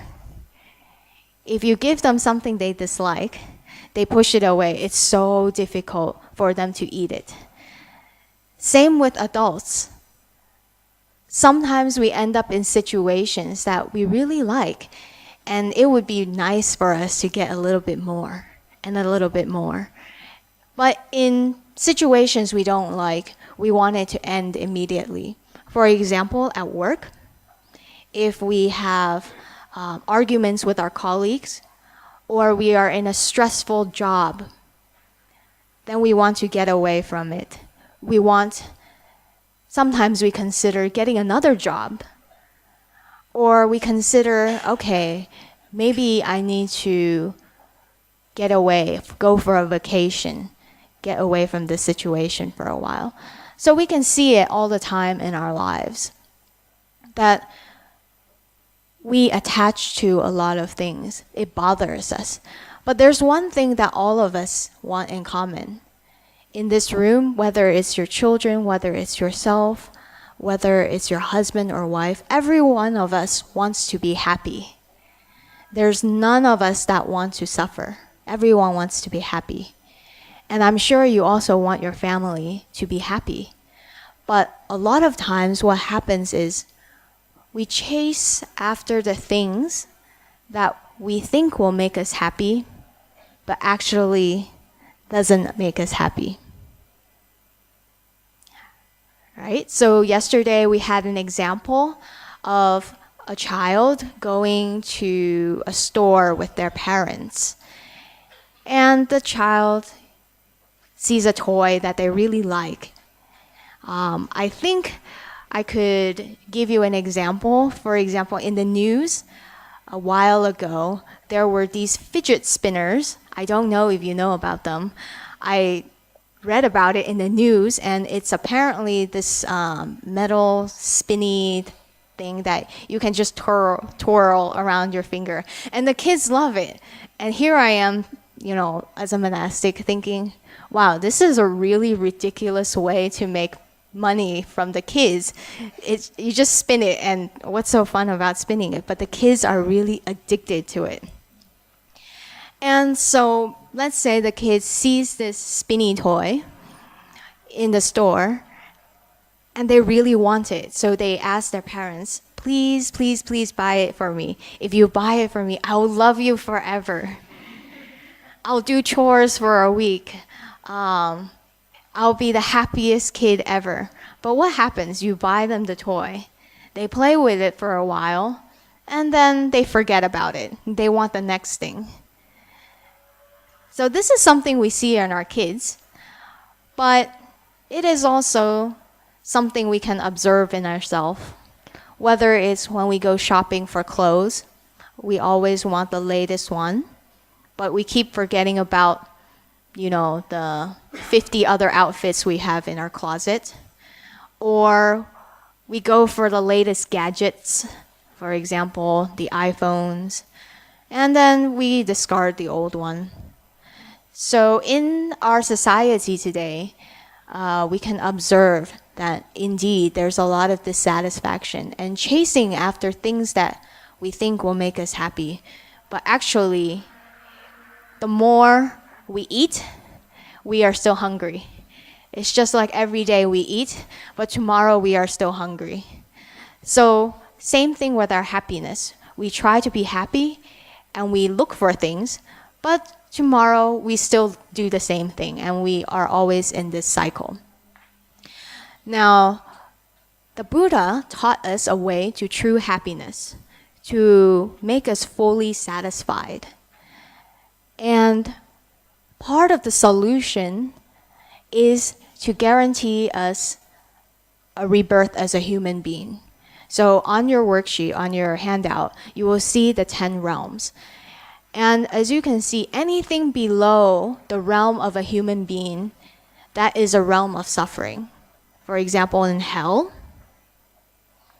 the beings in hell are very angry. And so they suffer. And because of this suffering, they don't have time to listen to the Dharma or to cultivate. And in the animal realm, we just go through the daily process of eating, sleeping, eating and sleeping. Those of you who have a pet, maybe a cat or a dog, you love your cat and a dog, but it seems like just every day they just eat, sleep, maybe curl up on your couch, and then eat and sleep some more. So these tendencies, actually, we can also observe in our own mind. These 10 realms are like our personalities, our thoughts. Whenever we have thoughts of anger, we find ourselves in hell. Even though you could be in Shan temple, it's a pure land. But if you are angry, this place would be like hell because everything you see will make you angry. So everything you touch will make you angry, so you suffer, even though this is a pure land, right? And sometimes if we are very greedy, as much as we get, we're never satisfied. And so the world that we live in is the realm of hungry ghosts because we act like hungry ghosts. We just keep wanting more and more, right? So how do we obtain this happiness, this true happiness? How do we discover true happiness? Actually, true happiness is not something to be obtained. It is something to be discovered. It is something that's already within us. We all have Buddha nature, and Buddha nature is the equivalent of true happiness, right? So how do we discover this? The Buddha laid out a few teachings for us, and we need to believe in these teachings that we don't want to attach to advanced teachings like emptiness, impermanence, or non-self. We don't want to say, oh, the longer the sutra, the better it is. But we need to really understand that we need to start from our basic behaviors every day and work our way up the pyramid. Right? So this is what we discussed yesterday. And then the first thing the Buddha taught was giving. So I'm sure when all of you came to the temple tonight, you probably had dinner here. right? You ate a meal here at the temple before coming to class. This is a form of giving by the temple. Because if you were hungry right now, you probably wouldn't be sitting here. You would go out and look for a restaurant, or you would look for some food. You wouldn't be able to sit and listen. So, as living beings, we have a lot of needs, such as food, water, clothing, and shelter. Now, where do all of these things come from? You might say that I work very hard at my job to make money so that I can buy food at my house. But who makes your food? A farmer has to grow it. Someone has to pick the fruit. Someone has to put it in a delivery truck. Someone has to drive the truck, move it to the grocery store. Then someone has to be the cashier and help sell this fruit to you. And your house, you might say, I earned lots of money, so I buy this house. But who built your house? Lots of people built your house. And someone designed it too.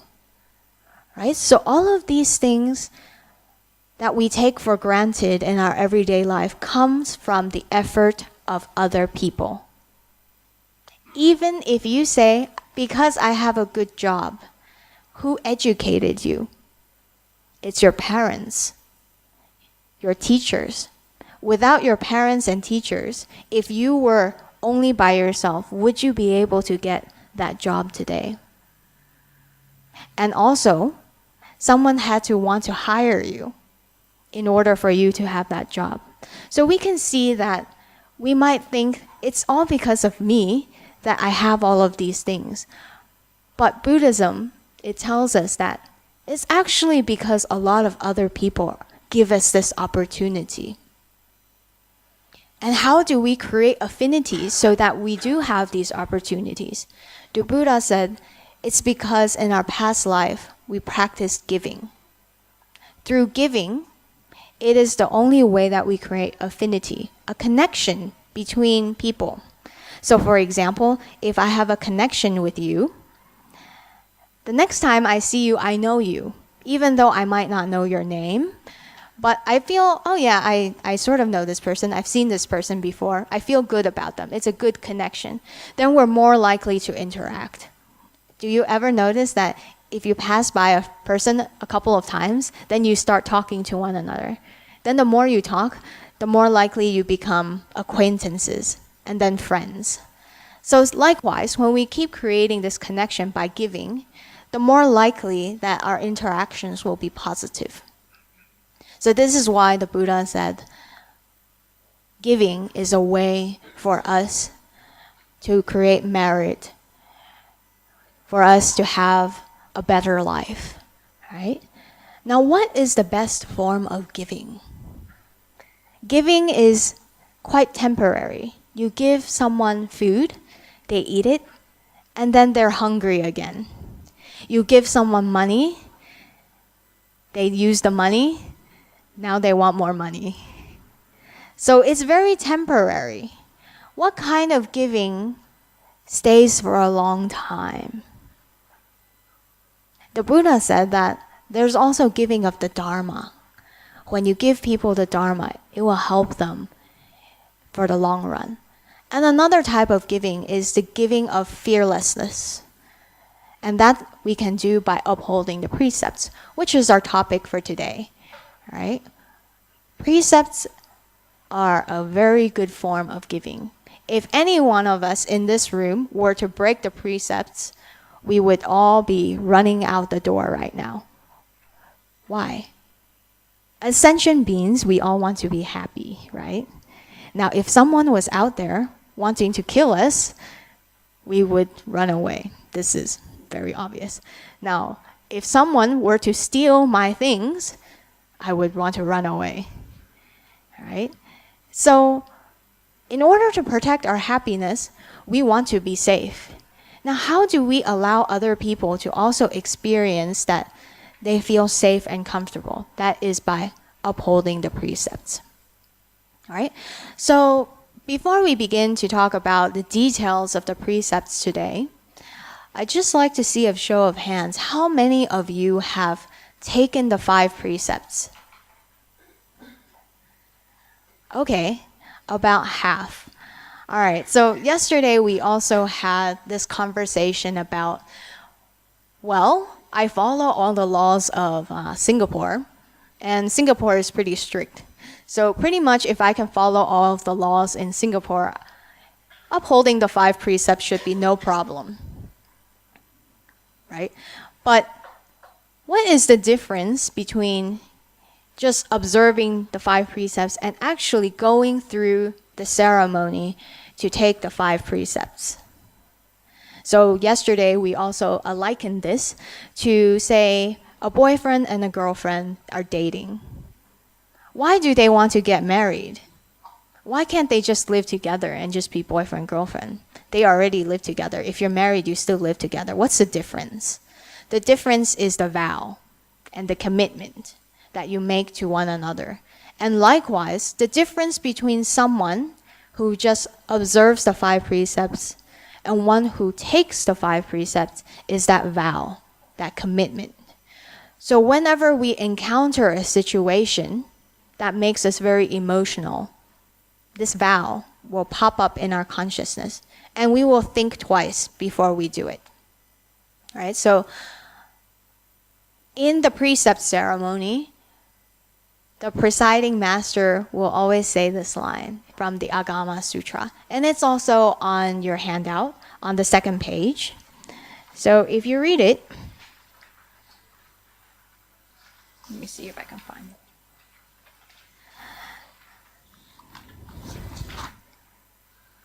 Okay. So the Agama Sutras say that there are good men and women who observe the precepts, but do not make vows, and thus obtain very little merit. What kind of vow should we be making? A vow is a commitment, and also one that benefits all sentient beings. We should take the precept because we want to be compassionate to other sentient beings. The precepts are not regulations and rules that we impose on ourselves. Right? We should not believe that by taking the precepts and breaking them, bad karma will happen. Even if you didn't take the precepts and you broke the precepts, you will still end up in jail.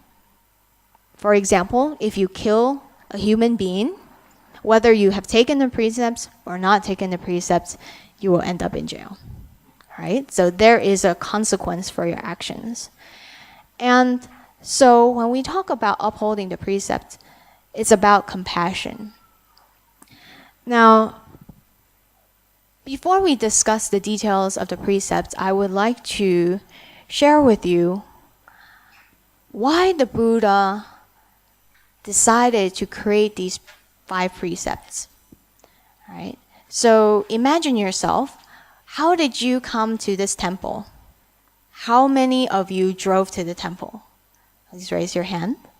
Okay. How many of you took public transportation? Okay. Then the rest of you walked. Oh, very good. Okay. So, for those of you who drove to the temple, what did you have to do from your house to the temple or from work to the temple?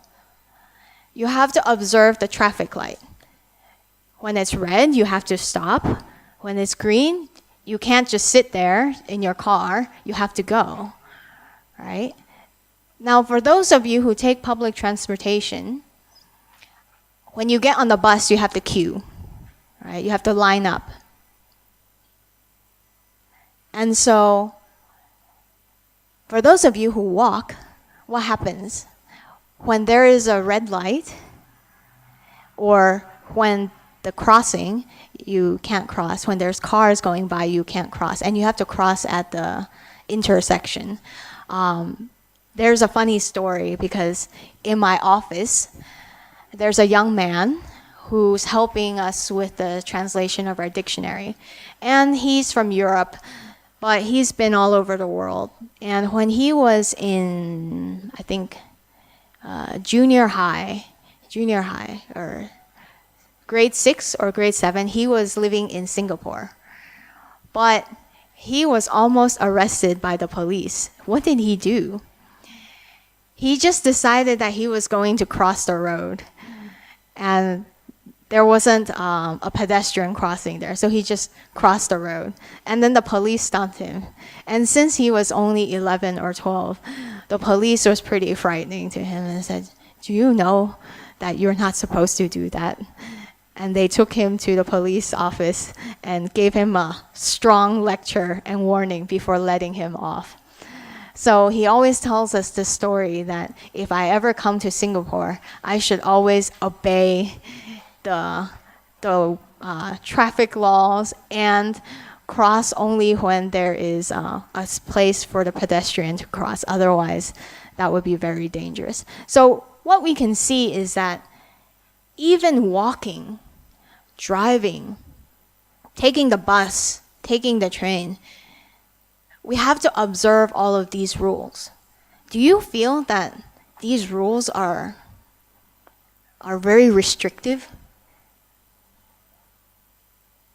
Do you feel that the laws of Singapore are restrictive? I meet many Singaporean venerables in Fo Guang Shan, and all of them love their country so much. I've never seen anyone so patriotic before. Every year when we have our monastic seminar, when all the monastics come back to Fo Guang Shan to have a conference and the training, the Singaporean venerables gather together. They love their country so much. And I always wonder, why do Singaporeans love their country so much? Yeah, why? I said, in Singapore, you don't have a lot of freedom.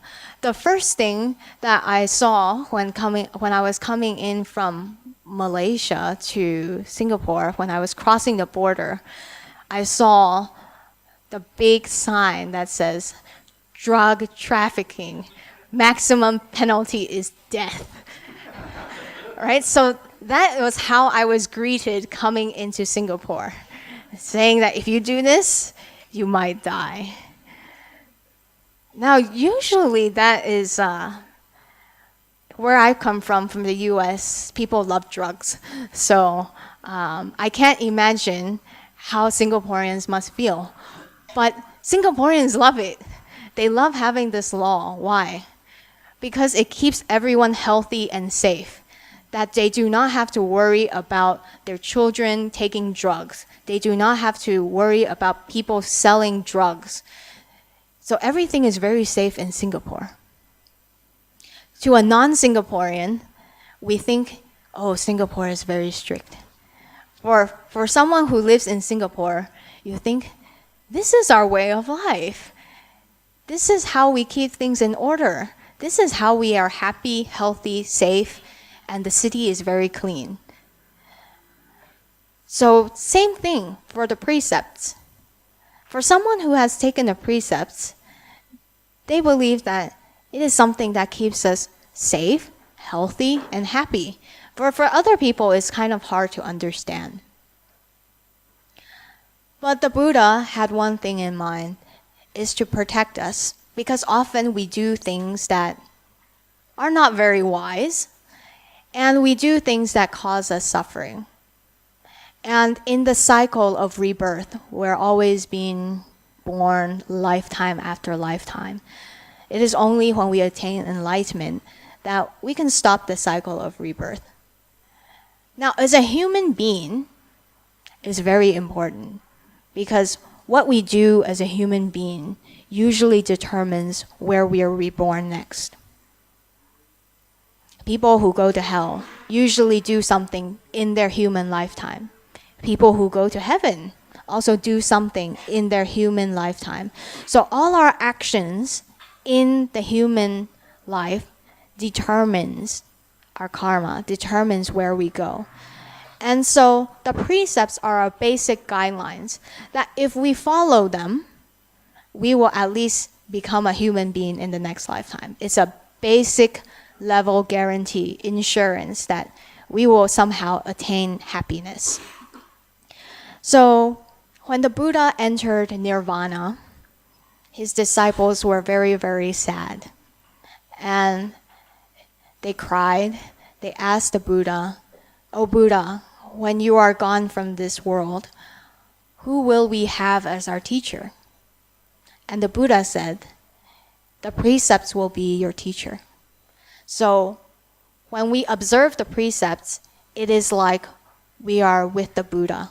We are with the Buddha following his teachings. Now, before we go into the details of the precepts, we'd like to share a story with you. This story is about Prince Jeta. Those of you who don't know Prince Jeta, if you've heard from the sutras, there's a place called Jetavana Grove. It's a place where the Buddha taught many sutras.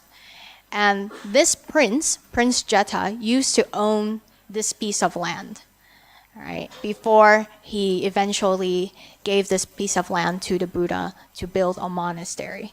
So Prince Jeta was a very prominent disciple of the Buddha. And one day, he was listening to the Buddha teach about the 10 wholesome actions, the 10 wholesome deeds. And then, after the Buddha was done with his talk, he rose from his seat. And Prince Jeta asked the Buddha, "Is it okay that I don't want to take the 5 precepts, but I want to take the 10 wholesome deeds?" Now, Prince Jeta has already taken the 5 precepts. So what he wanted to do was he wanted to give back the precepts. He said, "Buddha, can I give back my 5 precepts? I don't want to take the 5 precepts. I want to take the 10 wholesome deeds." Now, don't you think that's a bit strange? If you look on your sheet of paper, the 10 wholesome precepts, that's 10. 5 precepts is only 5. So why would Prince Jeta want to give back his 5 precepts to take 10? Now, if you look carefully, there's one precept that is different. That is the one against taking intoxicants. Right? So the Buddha thought this was very strange. And so the Buddha asked Prince Jeta, "Why do you want to give back your 5 precepts?" And Prince Jeta says, "Because when I take the 5 precepts, I find one very, very difficult to uphold. And that is the one regarding not taking alcohol." And the Buddha said, "Well, why do you find it so difficult to uphold this precept?" And Prince Jeta says, "I am a prince, so often I have to go to many parties on behalf of my family, the royal family, and socialize with other royal families, the chief and the ministers. And of course, whenever we have the social gathering, there would be wine. But when I drink this wine, I always feel very scared that I am breaking the precepts. And I get so worried and I don't enjoy myself. So that's why I don't want to take the 5 precepts, because I'm always breaking the 5 precepts." And the Buddha says, "Sadhu, sadhu," means very good, very good. He says, "If everyone in this world was like you, Prince Jeta, then everyone in this world could drink alcohol." So what this means was that even though Prince Jeta was drinking alcohol, he was drinking it mindfully. And because he took the 5 precepts, whenever he drank the alcohol, he feels, okay, I need to be mindful. I can't drink too much. And he feels remorseful. He's very careful that he doesn't go overboard. But what happens if we don't take the 5 precepts? Your friends invite you to have a drink, and you say, "Sure, I haven't taken the 5 precepts. Give me more and more until finally I'm very drunk, right? So sometimes taking the precept has that protective barrier. It helps us think twice. So if we understand that the precepts are a way of protection, it's something that the Buddha taught us to guide us along. If we understand that basic principle, that precepts are not rules to bind or restrict us, but to create happiness for us, then we can take the precepts. But we don't have to take the precepts all at once. We can take it one by one. So for example, when we go to school, university, we want to get a degree. And in order to get your degree, you need to take many different courses. But you don't take all of your courses in one semester. Otherwise, it's too much. You do what you can. You take as many course credits that you can in one semester in order to get your degree. So likewise, in order for us to be Buddhist practitioners, true practicing Buddhists, what we can do is take as many precepts as we can at the moment. So if I can take 1 precept, then I am 1/10 of upasaka or upasika, right? Or if I take 2, or I take 3, I take 4, or I take 5, right? Now, what happens when you are in a university? When you take the course, do you have to get 100% in your course in order to graduate with a degree? No, you don't need to get 100%. In the Buddhist college where I teach, they have a passing grade. For monastics, you must get 80% on a test in order for you to pass. For lay students, you only need 70% for you to pass the test. But what does this mean? In order for you to graduate, you don't need to get 100% on every single test. What this also means is, in order for you to observe a precept, you don't need to do it 100%. As long as you pass, all right? But if you can't even make the minimum, then we really need to consider about our own behavior, right? So for each precept, we have the basic passing level. And for each precept, there is a major offense called a parajika. And a parajika is something very serious that if you break, you cannot repent. As much as you repent, it's a very, very serious offense. But for minor offenses, it's okay. We repent and it will be easily remedied. It will be easily cleaned. So as for the precept on killing, how do we pass this course on no killing? The minimum is don't kill human beings. Okay? That's the minimum mark. If you kill human beings, then you have a lack of compassion. You have such a lack of compassion that you will act out on your anger to kill another one species like yourself. Then we don't have the right to be a human anymore. So I'm sure that all of us here, I hope, will pass this precept of not killing any human beings. That's a minimum mark in order for us to pass this course. Now, in a class, there's always that one student who's always getting 100%. And of course, there's other people in between. But in every single class, you will find that there's a couple of students that do better than the others. They do a little bit more. They get a higher mark. So likewise, when we take the 5 precepts, there's people who do a little bit more than just not killing a human being. Depending on our own compassion, our own wisdom, then we do a little bit more. Then the next thing is, if we want to get a little bit of a higher mark, then we could say, all right, I should practice compassion to animals. But what if I cannot become a vegetarian? At least I can observe eating the 3 types of pure meat. What are the 3 types of pure meat?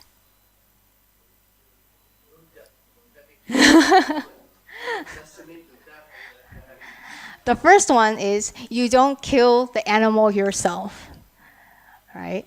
Because when we kill an animal ourselves, what do we see the animal suffer, we hear the animal suffer, and it takes a lot of intention and anger to carry out this act.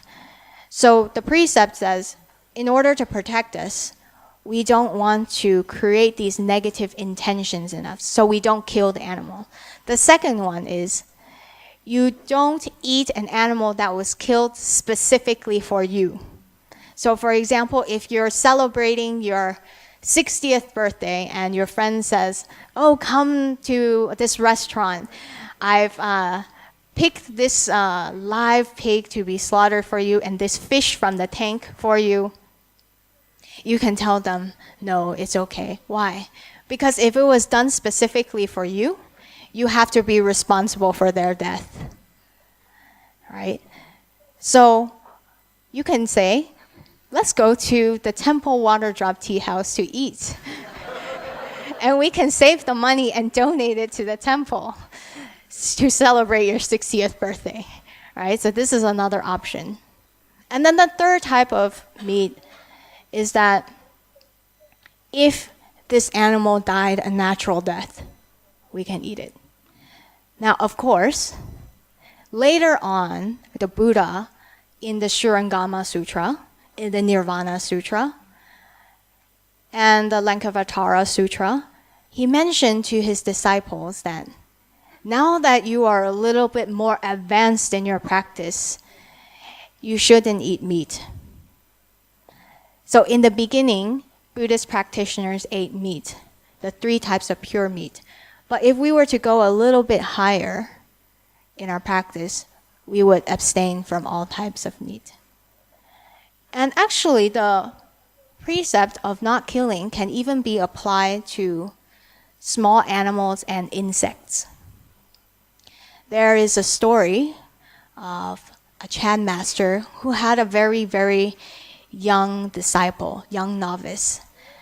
And when the Chan master was meditating, he suddenly had a vision that his young disciple was going to pass away within 1 week. And the Chan master felt so sad, such a young boy, and already passing away so quickly. So then the Chan master sent this child back home to his family. He said, I have a task for you. You should go back to visit your parents. And because it was the olden days, it actually took a few days for this boy to return home. So the Chan master thought by sending this child back to his parents, he would pass away in his home and not return to the temple. But then what happened was, a week later, this novice monk came back to the temple and looked for the Chan master. And the Chan master was so surprised. Why are you still here? And in his mind, he's thinking, why are you not dead? And he was so surprised. And he said, did you go visit your parents? And the little novice said, yes, I visited my parents just like you told me. And the Chan master couldn't understand why his vision didn't come true, why he hasn't passed away. So he started interrogating this novice monk. What did you do? Tell me everything that you did along the way to your parents' house. This novice monk, when he was on his way home, it was raining, and he saw that there were many ants drowning in a puddle. So he felt compassion for these ants and took a stick and a leaf to scoop out the ants from the puddle to save all of these ants. He saved many, many ants. And because of this merit, he was able to prolong his life. So this novice monk was able to grow very old and wise as a Chan master. So this is just a story about how protecting lives and not killing can actually benefit us. Now, another story of not killing. Not killing can also mean not harming all living beings. Oftentimes, when we see little insects, snakes, we often find them very scary. For example, here in Singapore, your deputy abbess, Venerable Miao Mu, told me a story about a lovely bird that has lived in this temple for a while. I don't know if you guys know it. So there's a bird that lives on the 4th floor of this building, and every time Venerable Miao Mu goes to water the plants, the bird would attack her from behind, attack her head. And of course, Venerable Miao Mu would scold the bird, like, you eat the food in the temple, you live in the temple, and then you also treat me this way. How can you? Right? That's just a funny story, but how do we treat this bird with compassion? Now, obviously, Venerable Miao Mu was kind of annoyed with this bird, but as a Buddhist venerable, she won't harm the bird. If it was someone who didn't take the 5 precepts, they would probably want to shoot the bird or chase the bird away. So for example, when Guang Shan was just founded, there were many snakes because it was a jungle area. Then one day, one of the volunteer gardeners saw many snakes around the dormitory area, and she was very frightened. And she just, get them away. But one of the elder venerables said, oh, it's okay, let me deal with it.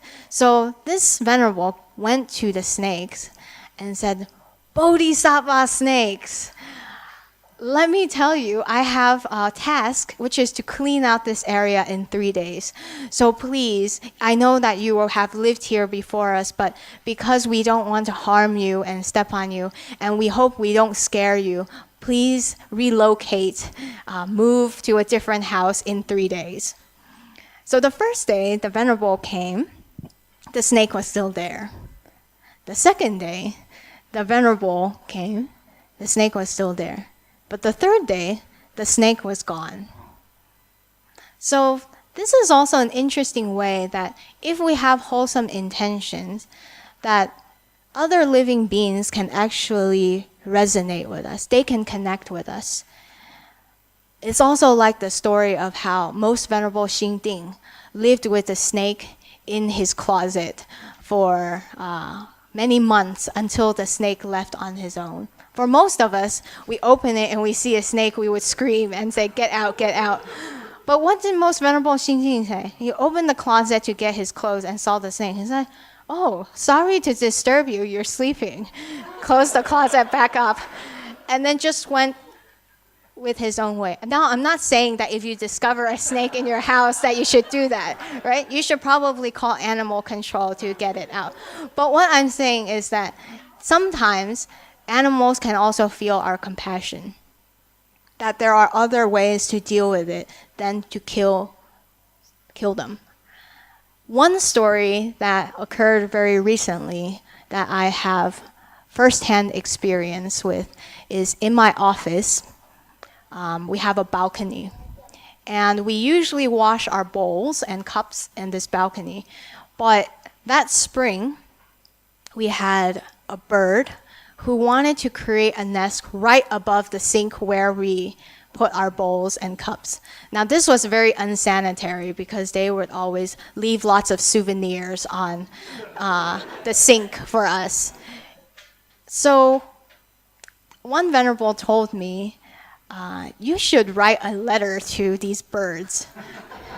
Now, I was pretty, I don't know what I was thinking, but I thought, oh, this is a good idea. I can write a letter to these birds.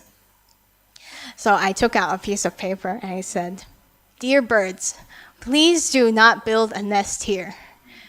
And then I thought, okay, maybe the birds don't know English because they live in Taiwan. So I wrote, 请勿啄鸟. Okay, 请勿在此啄鸟. 啄窝. Okay, and then I said, oh no, the birds, they don't read Chinese because they're birds. So I'll draw a picture. So I drew a picture of a nest and I crossed it out. Then I said, okay, maybe they're birds, they don't understand this picture. So I did little bird prints of their little legs. I was like, I don't even know what I wrote. And I said, okay, I think 4 languages should be enough. So I climbed up the ladder and pasted it, took it, taped it next to the nest. Then one day, after a week, the nest just dropped on its own. We heard a loud sound, dong, on the sink, and we rushed out and we said, how did this bird nest just fall down on its own? And the birds never returned. So this is a very interesting story, but it's not the first time that it has happened.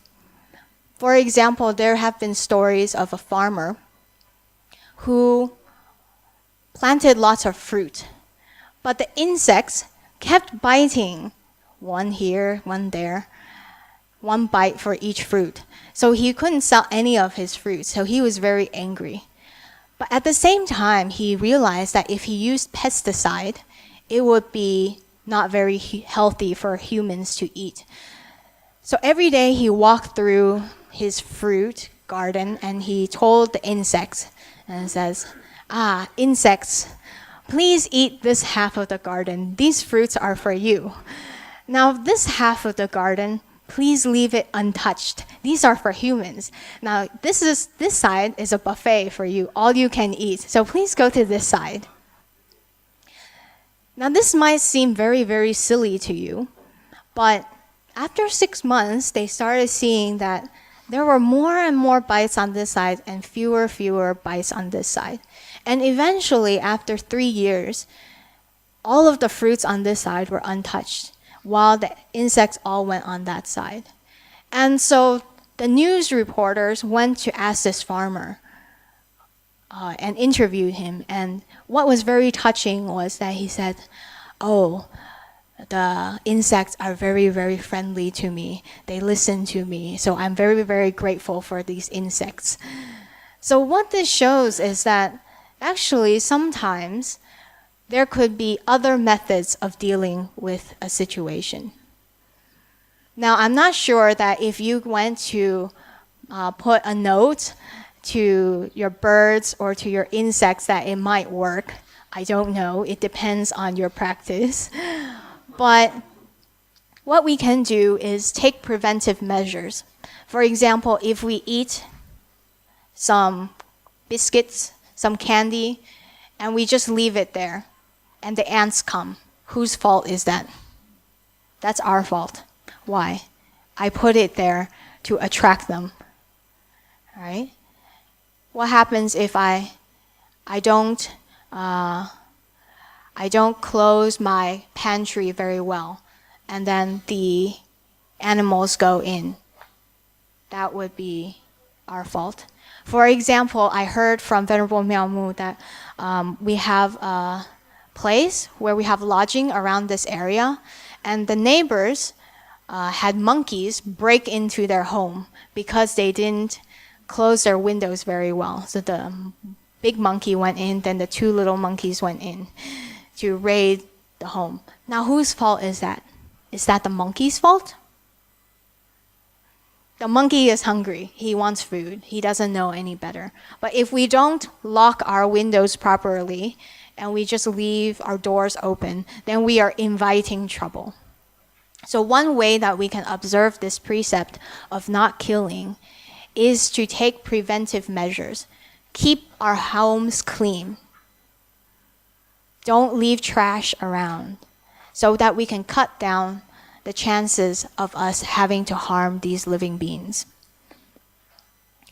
Now, when I was researching on the 5 precepts, because I was trying to come up with different examples, I read one question on a forum on the internet and says, because the Buddhas taught no killing as the 5 precepts, I don't think we should drive. This internet forum poster said, I don't think we should drive because driving will kill many, many more insects and animals. When the tire goes at a high speed, you crush more animals than when you are walking. So I don't think driving is upholding the 5 precepts. And then here I am looking at the computer screen going, this is a very interesting interpretation of the 5 precepts. There is a story of one Buddhist practitioner. He was viewing the people going on the boats, and as they pushed the boat from the beach into the sea, he realized that there were many, many crustaceans, little shrimps, little insects, little clams that were crushed when they pushed the boat into the sea. And he felt very, very confused because one of the precepts is not killing. So he went to a Chan master and he said, "Oh, Chan master, when the boat is being pushed to the sea and it crushes all of these small animals, whose fault is it? Is it the animals' fault that they are in the way of the boat? Or is it the boatman's fault that when he pushes the boat, he crushes all of these little animals?" And then the Chan master says, "It's your fault. Mind your own business." So what this means is that many times in our day, we often accidentally kill a lot of living beings. And we don't even know it. But our intention is good. We don't have the intention of killing them. It's not like the boatman just went along the beach and started stomping on each one. That's different, right? So a lot of the times when we walk, we are bound to step on something. When we drive, we accidentally run into something. But these are all very minor because our intention is wholesome. We don't have the intention to kill. And that's what really matters. The Buddha created these precepts so that we can keep our minds very pure.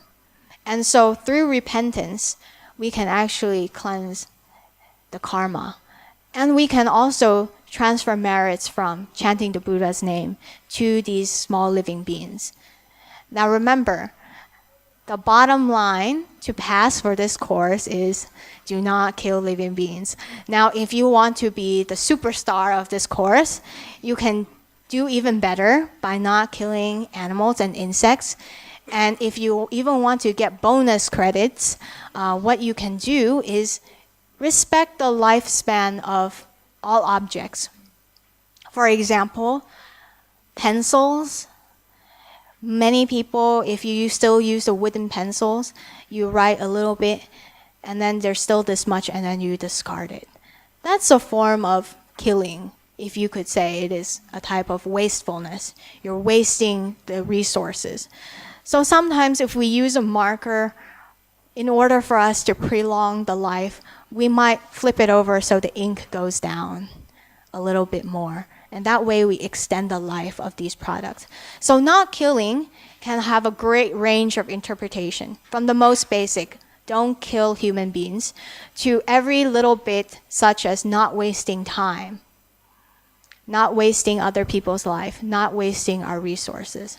So this is the first precept of not killing. Now, what about stealing?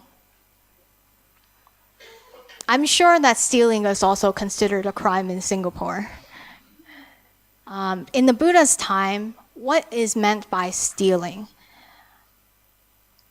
Anything that is worth more than 5 coins and you take without permission would be considered stealing. And the reason why they created this particular precept to be 5 coins was because the law in ancient India, in Magadha at that time, was that if you steal anything above the value of 5 gold coins, you could have the death penalty. So in order to protect everyone from meeting the death penalty, you can't steal anything above 5 coins. Otherwise, that would be considered a great violation. Now, in today's world, we don't have the same currency as ancient India. But what we can take it as is, don't take anything that is not given to us. Right? Now, how do we know how great we are violating this precept? Well, it depends on how much effort you have to go into stealing this object. For example, ganged robbery. If you want to steal, for example, I see in the news all the time, they get hijacked in a car and they try to steal the car. That's very active stealing. You intentionally do it. But sometimes in our lives, especially in Singapore, I don't think many of us will have that issue. But what happens is we sometimes go to our office and say, okay, I'll take a pen or a paper here and there, a paper clip, what else? Or sometimes we borrow something from a friend and say, oh, can you borrow this to me? And then 3 years later, you still have that object. So I remember when I was a very young child, when I was 7 or 8. And at that time, all of my classmates really liked Pokemon. Really, really into Pokemon. And my cousin had the latest Game Boy Pokemon cartridge. And I wanted to play it, so I asked my cousin, can I borrow it for a week? But what ended up happening was I never returned it to him. So looking back, yeah, this would be a violation of the precepts. But it's considered pretty minor. How minor? Because if you know this person, and this person won't be harmed of it, then it's something that you can repent and easily dealt with. But the minimum passing grade for this course is that you don't actively go out and harm someone else to gain their property. But sometimes, very minor things, for example, maybe your kids will borrow money from their parents and say, I will return it to you, but they never do. Now, because it's all family, so it's easier to kind of deal with. And also, if you're friends, for example, best friends who share clothing and say, oh, that looks really nice, so can I borrow that shirt? And that ends up never being returned. But as for a stranger, if you don't know this person and you take it and you never return it to them, then that's a more serious offense because you don't know that person. And that person, you don't know whether they will agree to your borrowing or not. So for the most part, for not stealing, it's pretty easy to uphold as long as whatever you take, you have permission. So for example, in the temple, if you want to borrow a paper cup, I remember very vividly when I was in the temple as a youth, one little girl was very, very thirsty. And I wanted to give her a cup to drink out of, a paper cup to drink out of. So I went into the kitchen. I was just a youth in college then. I wasn't a monastic. So I went into the temple kitchen and got a paper cup to give to this little girl to drink. And then the venerable came out and scolded me. He said, how can you take that paper cup without asking for permission? And then I looked at her and I said, she's very thirsty. I needed to give her water. And she said that, you don't know what that cup is used for. Someone might have counted it and was using it for another activity. So you should ask the person who's in charge, is it okay if I use this paper cup to give it to them? So that person who is in charge of the paper cup, they will not give rise to anger. So the spirit of the precept is so that we don't anger other people. We don't allow other people to feel that they are harmed. So in this way, we can observe this basic precept of not stealing. Now, this next precept of sexual misconduct, the basic minimum that we do for this one is that you don't have non-consensual sex. Okay, so everyone, man and woman, they're okay with it. But at the most basic level, this precept is about not harming anyone. You don't harm the people involved, and you don't have extramarital affair. Why? Because you harm the third party. And if you want to go a step above, it's not even about sexual misconduct. It's about the different remarks that we make every day. So especially now with the popularity of Facebook and Snapchat, it's very easy for especially teenagers to make remarks about other people's bodies, about how other people look. And this really harms people's self-esteem. It stays with them for life. And this is actually considered a violation of sexual misconduct. Sexual misconduct is about violating people's dignity of their bodies. People feel injured about their bodies. So we shouldn't make rude remarks. And we should also be able to respect other people, regardless of what they look like or what their choices are. So this is basically sexual misconduct. For major violation would be non-consensual consensual sex. And then for minor, it would include all of these other things like remarks as well. Now the next one for lying. This one is a biggie. Most of our violation of the precepts come from this one. Why? The first three are our physical body. For us to act out physically, it takes more effort. For our mouth, we just think it and then we say it. So what is the basic guideline to passing this course, not lying? The first one is, you don't lie about your attainment of enlightenment. If you can do that, you can pass this course. Then you can take this precept.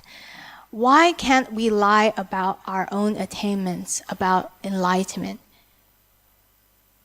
When we say we are enlightened and we are not, we are confusing a lot of sentient beings. We aren't very well practiced, but we say we are. And sentient beings believe that, and they follow us. And so we cause lots and lots of harm to these other people. So that is why it's called a major violation of the precepts. Now, for minor violations of the precept, of course, if you want to go a step higher, is that we shouldn't say things that are untrue. For example, if it's not,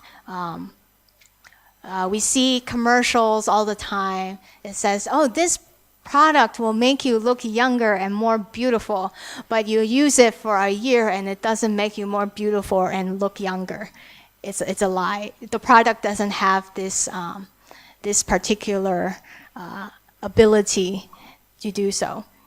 When I was in college, I studied marketing and consumer psychology. So what I did was I studied all of the ways to manipulate people into thinking that they're buying the best product. For example, toothpaste. We would find ways to make the packaging look bigger, right? Extra, bonus, get 10% free, when actually we just shrink the packaging and took out some contents. But people still think that they're buying more. Or that when you have laundry detergent, we all wash our clothes. Most of your laundry detergent would be blue in color. And the reason why is the human brain likes the color blue because we associate it with water, so we think it's clean. But if you have the exact same detergent and it's white, people don't think it cleans as well. So of course, all the manufacturers create their detergents using blue. They probably wouldn't use yellow as their detergent, right? So all of these things, we can manipulate the human brain. But what does it mean by lying? For example, government officials who lie, corruption, these are more serious forms of lying. Now, in our everyday lives in the home, how do we uphold the precept of not lying? For example, even though we're Buddhists, how many of you celebrate Christmas? Do you celebrate Christmas? Okay, some of you nod. So maybe some of your children believe in Santa Claus. But Santa Claus is not real. But you tell your child that Santa is real. Is this a lie? Would you consider this breaking the precepts?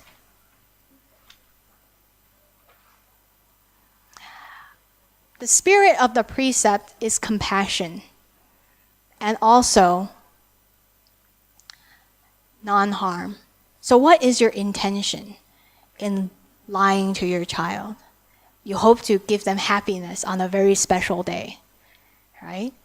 And I'm sure that your kids will not be scarred for life because your parents told you that Santa Claus was real. We all went through that process. So your intention is good. You want them to be happy. So sometimes these little lies are okay. They're considered minor. Or for example, I know you guys do it all the time. When the venerables ask you, have you eaten yet? You say, yes, but you haven't eaten yet.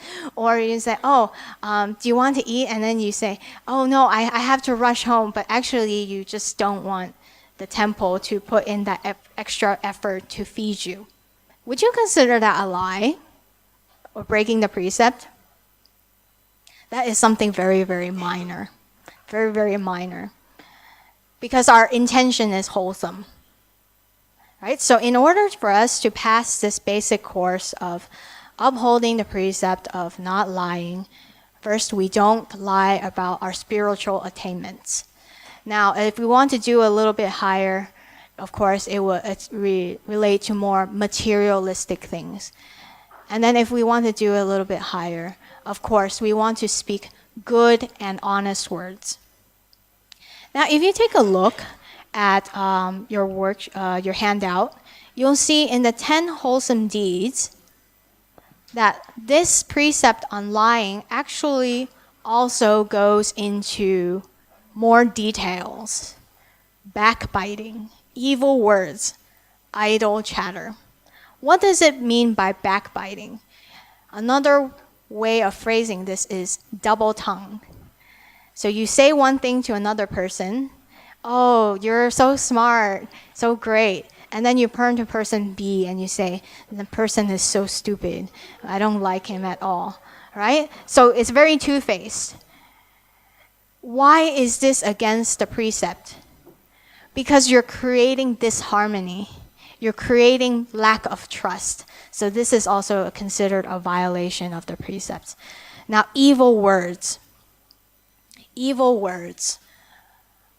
It doesn't necessarily mean that we curse someone, but when our words harm people, when our words kill people. For example, there's a story of a Chan master who had a young disciple, a young novice monk. And growing up, this young novice monk has never seen the outside world. So he was always in the monastery, and slowly this monk grew up. And one day, the Chan master sent this novice monk to go out into the village to buy some groceries for the temple.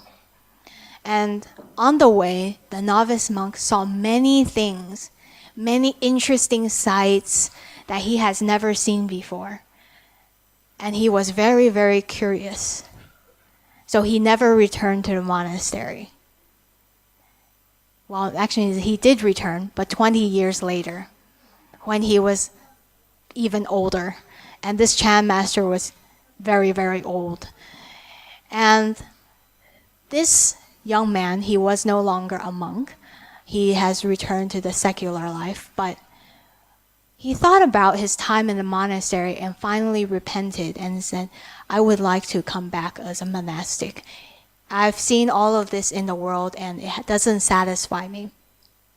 So he went to his master and said, oh, please, I've repented and I would like to come back to the monastery. Now, if you were the master, what would you do? Your disciple has left for 20 years, and at the end of his life, he would like to come back and become a monastic. Of course, you would think, well, why are you going to live off of the donations of the monastery? So this master told his disciples, you can come back to the temple when lotuses grow from the table on the shrine. Now, the table of the shrine was made out of wood. How can wood grow lotus flowers? Impossible. So because of this disciple left. He didn't come back. But the next day, the Chan master went to the altar and saw that there were lotuses growing on the table. So what does this mean? That sometimes, just by one decision, we cut off all hope. We cut off all life for that person. Sometimes, we say things to our children at the spur of the moment because we are so angry. And they carry it for the rest of their life. They think about it. And that is a form of unwholesome speech. So that would also be considered under this precept. So as you can see, the Buddha is very, very compassionate. He says, you shouldn't talk about people behind their backs, and you shouldn't say negative things about people. And you shouldn't scold people to the point where they lose all hope. We need to think about the words that we speak, about the way that we scold our children. We want to scold them that they become stronger. We want to scold them in a way that they get it, that they are willing to accept. But if we scold them and they feel depressed and they don't change, then what is the difference between you scolding them and you not scolding them? So we have to use our wisdom to think about what exactly we want, our intention. Think about it before we speak. So this is all part of the precept against evil words. And of course, the next one is idle chatter, or candy-coated words. When we say very, very sweet words, but there's no content. For example, oh, so-and-so, you look so beautiful and gorgeous. I wish I was like you, but you really mean nothing of it. You're just trying to flatter someone. This is what we also mean by idle chatter. Or sometimes you're just talking about, nonsense. Then it's a type of wasting people's life. So this all goes in the precept of lying, or refraining from unwholesome speech. Now, the last one, intoxicants. In the Buddha's time, there weren't that many drugs. Life was simpler. So they only had alcohol. Now, the precept against taking alcohol is not a major precept. The first 4 precepts, not killing, not stealing, no sexual misconduct, and not lying. These are the 4 major precepts. Now, the reason why the Buddha also had the 5th precept is that it prevents us from breaking the first 4. Whenever we get too much to drink, we don't remember ourselves, we lose control, and we end up breaking the first 4. We might say things that we don't mean. We might do things that we don't want to do. So this is actually a preventive measure. And going back to the story of Prince Jeta, if we do it mindfully, then it's considered upholding the precept. There's another story of Queen Malika. So Queen Malika was the wife of King Prasnadi. And this king loved to eat. He loved to eat so much that he had his own personal chef, personal cook, who cooks the food. But he is a very picky eater.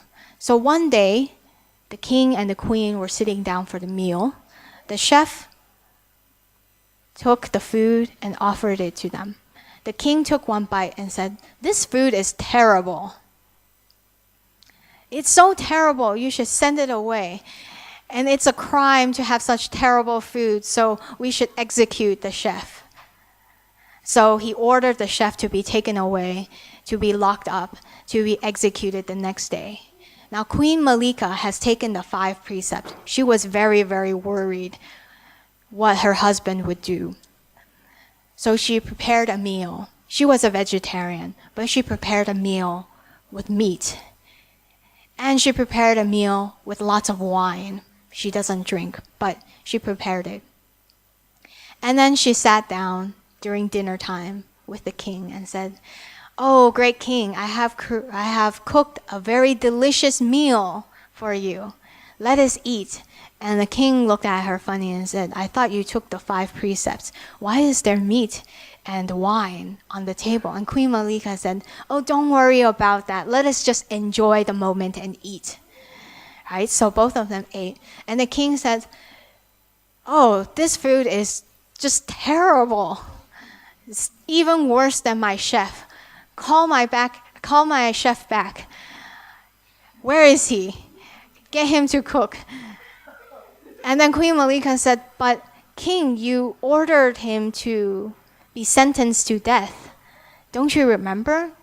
And then the king said, "Oh, yes. Well, never mind. Bring him back. Because your food is terrible. I want his food." And so because of this, Queen Malika was able to save the cook's life. Now, would you say that Queen Malika broke the precepts by cooking meat, by drinking wine? What was her intention? Saving the human's life, right? So when we uphold the precept, it's also very important that we don't follow the rules blindly. We need to know when to make exceptions for a better outcome, for a higher intention. So that also requires what? Meditation and wisdom. So precepts, meditation, and wisdom together are the 3 trainings. By upholding the precepts, we also need meditation. We need to be able to stay focused, calm in situations that might make us very emotional. And we also need the wisdom to know when to uphold the precepts very strictly and when to relax a little bit, right? Likewise, when we meditate, we also need the foundation of precepts and wisdom. If we don't uphold the precepts, our mind is very scattered. And because our mind is very scattered, we are unable to calm ourselves down. And then we also need wisdom to understand that meditation should not just be sitting on a cushion. It should be practiced in all aspects of our life. Now, obviously, wisdom, you need to uphold the precepts. Someone who kills will never understand compassion or the wisdom of the Buddha's teaching. And also, it is only by having a calm mind that we can have wisdom. So these 3 work alongside together. All right. So we can cover a little bit about Venerable Master's new precepts. So in Venerable Master's new set of books, his complete collections, he has one writing about his new precepts for modern day living. Now, what does it mean by precept? Fundamentally, precepts about protecting us from committing unwholesome deeds with our body, saying unwholesome things with our speech, and thinking unwholesome things. So, for example, Venerable Master added new precepts that would be able to help us in our everyday life. Now, you can take these as a reference. So the first precept that he gave to us. Now, of course, it's by precept, he just means guidelines for us to follow. It's not like we have to take another ritual to take these precepts. But these precepts are also guidelines that we can take in our everyday life. So the first one is to take breakfast regularly. Now, why is that so important? It might seem very minor. Eat breakfast. A lot of times we sleep in, and we don't eat as much as we should in the morning. But scientists say that breakfast is the most important meal of the day. And if you can get up for breakfast, your day is pretty much set. So first, you need to be diligent enough that you can want to get up for breakfast. Right? So it is a way to protect us for modern day people. In the old days, when we didn't have lighting, it was very easy for us to observe not eating after noontime. One of the precepts was don't eat at the wrong time. What is the wrong time? After lunchtime. However, that's not possible nowadays. For example, last night I had a chat with our youth program, and that was until 11 o'clock at night. Would you imagine that the Buddha's time that they talked until 11 o'clock at night? Impossible. They didn't have electricity back then. Right? So nowadays, because our days go so much longer, we have electricity, we actually need to eat dinner. But what ends up happening is sometimes we neglect breakfast. So that's why Venerable Master says, eat breakfast. Now, another one that I feel that is very interesting is the second one is respond with some expressions. So sometimes when people are talking to us and we look very cool and stoic, that we respond with a nod or we respond with a smile. But sometimes because we're so stressed in our everyday life, we forget about other people. So precepts like these are things that can help us in our everyday life. So I'm just going to read through the 10, and then you can think about, I can uphold these or otherwise, and then we'll open up the floor for some Q&A. So the third one is support and encourage young people. Fourth, recommend talents whenever possible. So we have a tendency to always say, I am the best. But what we want to do is recommend the right people for the right job. Number 5, praise others. 6, learn the art of endurance. 7, be compassionate, which is the spirit of the precepts. 8, have moral courage to stand up for something when you see that there's injustice. 9, be able to feel a sense of shame or remorse. And 10, be punctual and trustworthy. So as you can see from the 5 precepts, the 10 wholesome deeds, or to Venerable Master's modern day interpretation of the precepts, that it's really about purifying our physical and verbal acts. And then as we get higher on, we purify our mental karma as well. Physical act is very easy for us to see, right? We do something, we see it. When we say something, it's also really easy to say, oh, I said something. But it's very hard to see our own greed, our aversion, and our ignorance. Very hard to see our attachment to the self. So it is by refining from the coarse, from the very obvious, and we slowly practice that we can start changing these more minor, more fine and detailed aspects of ourselves. Okay, so right now we're going to open up the floor for Q&A. If you have any questions, please just speak into your microphone. Okay, what is taking intoxicant? The minimum is that when you take intoxicants, you don't do any unwholesome deeds. So you can take it as long as you are still mentally clear. But of course, Another minimum is no illegal substances. So alcohol, if it's allowed by Singapore, yes, as long as you do it mindfully. But if you break the law of Singapore, then that will be a violation of the precepts. Because the precepts are supposed to protect you. Well, if you don't have any questions, I would like to now advertise. No, I'm kidding. On the 26th, as part of the Singapore's Buddha's birthday celebrations, we have a precept ceremony. And so if you feel that you can do the minimum to pass this course, you can sign up to take 1 precept, 2 precepts, 3 precepts, 4 precepts, or 5 precepts.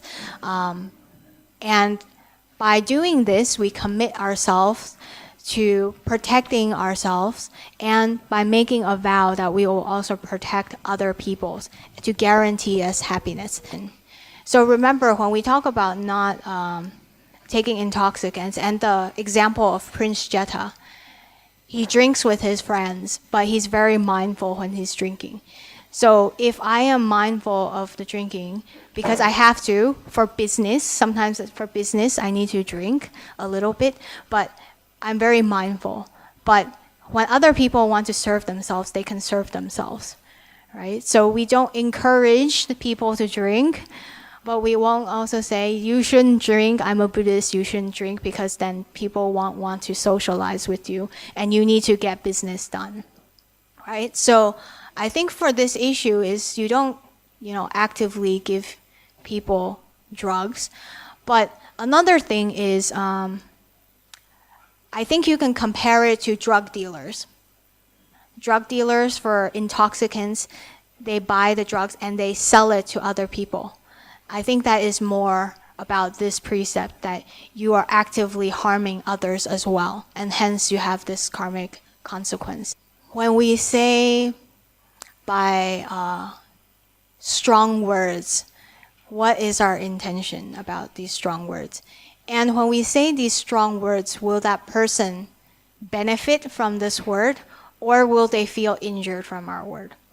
So I think in this case, if you are defending someone, as long as you're not insulting the other person back with more stronger words, then I think it should be okay. But of course, that is up to that particular circumstance. So I only know as much as you tell me, but it would require your own wisdom on how to act in that situation. All right, so it's 9:30, and we will conclude our session here. So before we go, I would also like to let you know that next month, Venerable Hui Pei will be coming here to talk about the second training of the 3 trainings, which is meditation. So now that we've had a bigger understanding of what the precepts are and how to uphold them, we can move on to meditative concentration. So that will be next month. And lastly, I hope that all of you are able to uphold the precepts, aspire to have the mind of Bodhi, help all sentient beings, and may you be happy and healthy. Thank you very much.